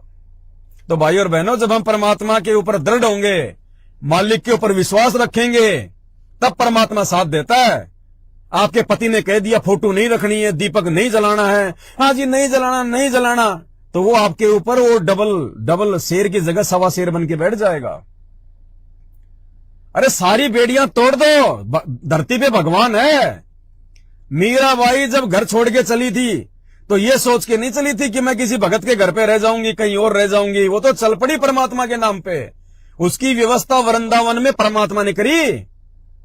तो आप भी ये सोच के देखो, जितना हो सके उतना तो संघर्ष करना है, चाहे भगत भाई हो चाहे भगत बहन हो, जितना हो सके उतना संघर्ष करना है। गालियां दे रहे हैं देने दो, कोई दिक्कत नहीं है। भला बुरा कह रहे हैं कहने दो, कोई दिक्कत नहीं है। एक आधा थप्पड़ मार दे, कोई दिक्कत नहीं है। जब तक आपके परिवार वाले आपका सामान उठा के रोड पे ना फेंक दे तब तक घर नहीं छोड़ना। और जिस दिन छोड़ दे, आपका सामान फेंक दे, उस दिन वो घर मत देखना, फिर घर मत देखना, फिर परमात्मा पे आश्रित रहना। रोड पे जाके बैठ जाना, बस स्टैंड पे जाके बैठ जाना। वो परमात्मा है, वो किसी न किसी रूप में, किसी न किसी तरीके से धरती पे समर्थ परमात्मा है। ये कोई देवी देवता नहीं है, ये सारी सृष्टि का रचने वाला है, जिसने सबको जगह दे रखी, सबको मकान प्लाट दुकान दे रखी, जिसने देवताओं तक को राज्य दे रखे हैं कि अपने भगत को भक्ति करने की जगह नहीं देगा। फिर वो परमात्मा का काम है, फिर आगे उस पे आश्रित होके चलो। फिर वो चाहे किसी भगत को निमित्त बनाए, चाहे किसी भगत बहन को निमित्त बनाए, वो काम फिर उस परमात्मा का है। उसके नाम पे निकल जाओ फिर उस घर से, पीछे मुड़ के मत देखना। फिर वो जमीन जायदाद मकान कुछ नहीं देखना, फिर बाढ़ में जाए। हमारी सबसे बड़ी प्रॉपर्टी भक्ति है। और परमात्मा कहते हैं नाम सहित बेवतन भला जो दर दर मांगे भिखा। कि जिस व्यक्ति के पास में नाम है उसको यदि कोई देश निकाला दे दे तो भी परमात्मा कहते हैं उसको शुक्र मनाना चाहिए कि तेरे पास में नाम है, परमात्मा का भक्ति है। नाम सहित बेवतन भला जो दर दर मांगे भिखा। और क्या हुआ छत्र की छाया चाले यो राजपाट दिल्ली का। एक भगत को परमात्मा जो दे सकता है ना, उसको कोई सोच भी नहीं सकता, कल्पना भी नहीं कर सकते हम। तो भाई और बहनों, इतने दृढ़ जब तक हम अपने सतगुरु रामपाल जी भगवान पर, उनकी भक्ति पे नहीं होंगे, तब तक बात नहीं बनेगी। और ये परीक्षाएं, इस प्रकार की परीक्षाएं माता बहनों के साथ में केवल उन्हीं माता बहनों के साथ में होंगी जो साध संगति से जुड़ी होंगी। सतलोक आश्रम मैनेजमेंट हरियाणा से जुड़ी हुई माता बहनों के सामने ऐसी कोई नौबत पैदा नहीं होगी। क्यों? क्योंकि जैसा उनका परिवार कहेगा वो वैसा ही कर लेंगी। माता पूजनी है, हाजी पूज लेंगे। कल आश्रम में सत्संग है, हाजी वहां भी चलो। अरे तूने बिंदी नहीं लगाई, तूने सिंदूर नहीं लगाया, हाजी अभी लगा लेती हूं, ये लगा ली। सत्संग में भी जा रहे। अरे तूने सारे गहने उतार दिए, पैर इनको, नहीं तो घर में नहीं रहने देंगे, हाजी अभी पहन लेती हूं। यानी सतलोक आश्रम मैनेजमेंट हरियाणा से जुड़ी हुई माता बहन भाइयों की कोई मर्यादा नहीं है। उनको कोई वो ज्ञान नहीं है जो ज्ञान परमात्मा देना चाहते हैं। वो जगत में जाती हैं तो जगत वाली बन जाती हैं। घर में कोई शादी ब्याह रिश्तेदारी में है तो सज धज के बिल्कुल हार श्रृंगार करके वो जगत में जगत की तरह और भक्तों में और सत्संगों में भगत बन के चले जाते हैं। इसलिए काल उनको कुछ नहीं कहेगा। क्यों? क्योंकि उन सबकी मर्यादा टूटी हुई है। वो सब काल के जाल में है। समझ रहे हैं कि हम संत रामपाल जी के भगत हैं, संत रामपाल जी की भक्ति कर रहे हैं, लेकिन वो काल की हद में है, सब काल की जकड़ में है वो। अरे लगना चाहिए कि ये संत रामपाल जी की चेली है, ये संत रामपाल जी का चेला है और ये जगत वाले हैं। लगना चाहिए। संघर्ष के बिना भक्ति नहीं हो सकती। तुम जगत में जाओ जगत वाले बन जाते हो, सत्संग में जाओ तो तुम भगत बन जाते हो। ये सतलोक जाने के लक्षण नहीं है। इसलिए सबसे ज्यादा विकट परिस्थितियों का सामना भी यदि किसी को करना पड़ेगा आने वाले समय में या वर्तमान में, वो भी साध संगत वालों को ही करना पड़ेगा। क्योंकि परमात्मा जिस आत्मा को सतलोक लेके जाना होता है, परमात्मा ने उसी आत्मा को परमात्मा ज्यादा से ज्यादा ठोक बजा के देखता है। लोहार ने जिस लोहे का अच्छा आइटम बनाना होगा उसी को बार बार आग में देगा, फिर हथौड़े की चोट मारेगा, आग में देगा, फिर हथौड़े की चोट मारेगा। जिसकी कोई अच्छी वस्तु बनानी होगी, कीमती वस्तु बनानी होगी। तो भाई और बहनों, परमात्मा ने साध संगति से आप और हमारे को इसलिए जोड़ा है ताकि हम संघर्ष कर सकें, हम अपने गुरुदेव भगवान को जो है वो प्रसन्न कर सकें। जिन बातों से गुरु दुख पावे उन बातों को दूर बहावे। पति जाए भाड़ में जाए, पत्नी जाए भाड़ में जाए, परिवार जाए भाड़ में जाए, अगर भक्ति के बीच में कोई आएगा तो हमारा कुछ नहीं लगता, कुछ नहीं। कोई डरने झगड़ने की बात नहीं है। हमने लड़ना नहीं, झगड़ना नहीं, हमने डरना भी नहीं। और फिर हमारा साथी हमारा गुरु है, हमारा भगवान है। और परमात्मा हमारी उस परिवार से भी अच्छी व्यवस्था कर देगा, उस परिवार से भी अच्छी व्यवस्था यदि विश्वास होगा तो। इसलिए भाइयों और बहनों, परमात्मा ने बड़े सौभाग्य से आप और हम चंद पुण्य आत्माओं को साध संगति से जोड़ के ये अनमोल मौका दिया है। अनमोल मौका। इस साध संगति में जुड़ने के लिए तो देवी देवता भी तरसते हैं, देवी देवता भी। उनको तो संत रामपाल जी की शरण ही नसीब नहीं है। साध संगति तो बहुत ऊंची चीज है। साध संगति में तो संत रामपाल जी के मार्ग की वो क्रीम आत्माएं हैं, वो क्रीम आत्माएं। देवी देवता भी रोते हैं भगत बनने के लिए, और साध संगति से जुड़ने के लिए तो पुण्यात्माओं कितने युगों युगों की तपस्या, कितने जन्म जन्मांतरों की भक्ति और गुरु जी का आशीर्वाद चाहिए। हर किसी के बस की बात नहीं है, अरे गहरे की बस की बात नहीं है साध संगति से जुड़ के रहना। अंतिम समय तक साध संगति से वही जुड़ के रहेगा जो परमेश्वर का हीरा मोती लाल होगा और जिसको परमात्मा ने इसी जन्म में सतलोक लेके जाना होगा। बाकी कोई 6 महीने जुड़ेगा, आंधी की तरह आएगा, तूफान की तरह भाग जाएगा। कोई 1 साल जुड़ेगा, कोई 2 साल जुड़ेगा, कोई 4 साल जुड़ेगा। पता नहीं, दास ने तो असंख्यों देखे हैं। आंधी की तरह आने वाले, तूफान की तरह जाने वाले, ना जाने कितने गए कितने आए। दास ने तो बहुत देखे हैं ऐसे लोगों को। इसलिए मेरा तो बेटर एक्सपीरियंस है। इसलिए दास का विश्वास अपने गुरुदेव भगवान पे दृढ़ है कि परमात्मा चाहे सारे जाओ चाहे भाड़ में जाओ, परमात्मा इस दास को तो साथ संगति से जोड़ के रखना, अपने चरणों से जोड़ के रखना। परमात्मा हे परमेश्वर, सौपन में भी कोई गलती ना हो जाए। परमात्मा ये तो ऐसा समय चल रहा है मालिक, इस समय तो सौपन में भी कोई मर्यादा नहीं टूटनी चाहिए हमारी। ऐसा विकट समय है ये। 2028 से पहले पहले ऐसा भयानक समय आने वाला है। वैश्विक युद्ध, प्राकृतिक तांडव, भूकंप, अकाल, पता नहीं कैसी कैसी आपदाएं आएंगी। और ये उस समय परमात्मा अपने उन्हीं बच्चों के साथ में रहेगा जो बिल्कुल दृढ़ होकर रहेंगे अपने गुरुदेव भगवान के ऊपर। उन्हीं को परमात्मा थैलियों पे रखेगा। नहीं तो भगत हो चाहे जगत हो, काल जो है चोटी पकड़ पकड़ के ले जाएगा। अरे भगतों की तो आज ही दुर्गति हो रही है। भगतों की तो जगत से भी ज्यादा दुर्गतियां हो रही है। जब आज ही गुरु जी अपने भक्तों को नहीं बचा रहे तो आने वाले समय में फिर कहां से बचाएंगे। तो परमात्मा ने 27 साल से ज्ञान और ये मर्यादा इसलिए बताई है कि मेरे भरोसे ना रहना, ये भक्ति बचाएगी। भक्ति मर्यादा में रहोगे, भक्ति करोगे तो मेरा आशीर्वाद तुम्हारे तक पहुंचेगा, नहीं तो भाई साहब 36 के भाव में जाओगे, 36 के भाव में। बंदी छोड़। सतगुरु रामपाल जी परमेश्वर जी की जय हो।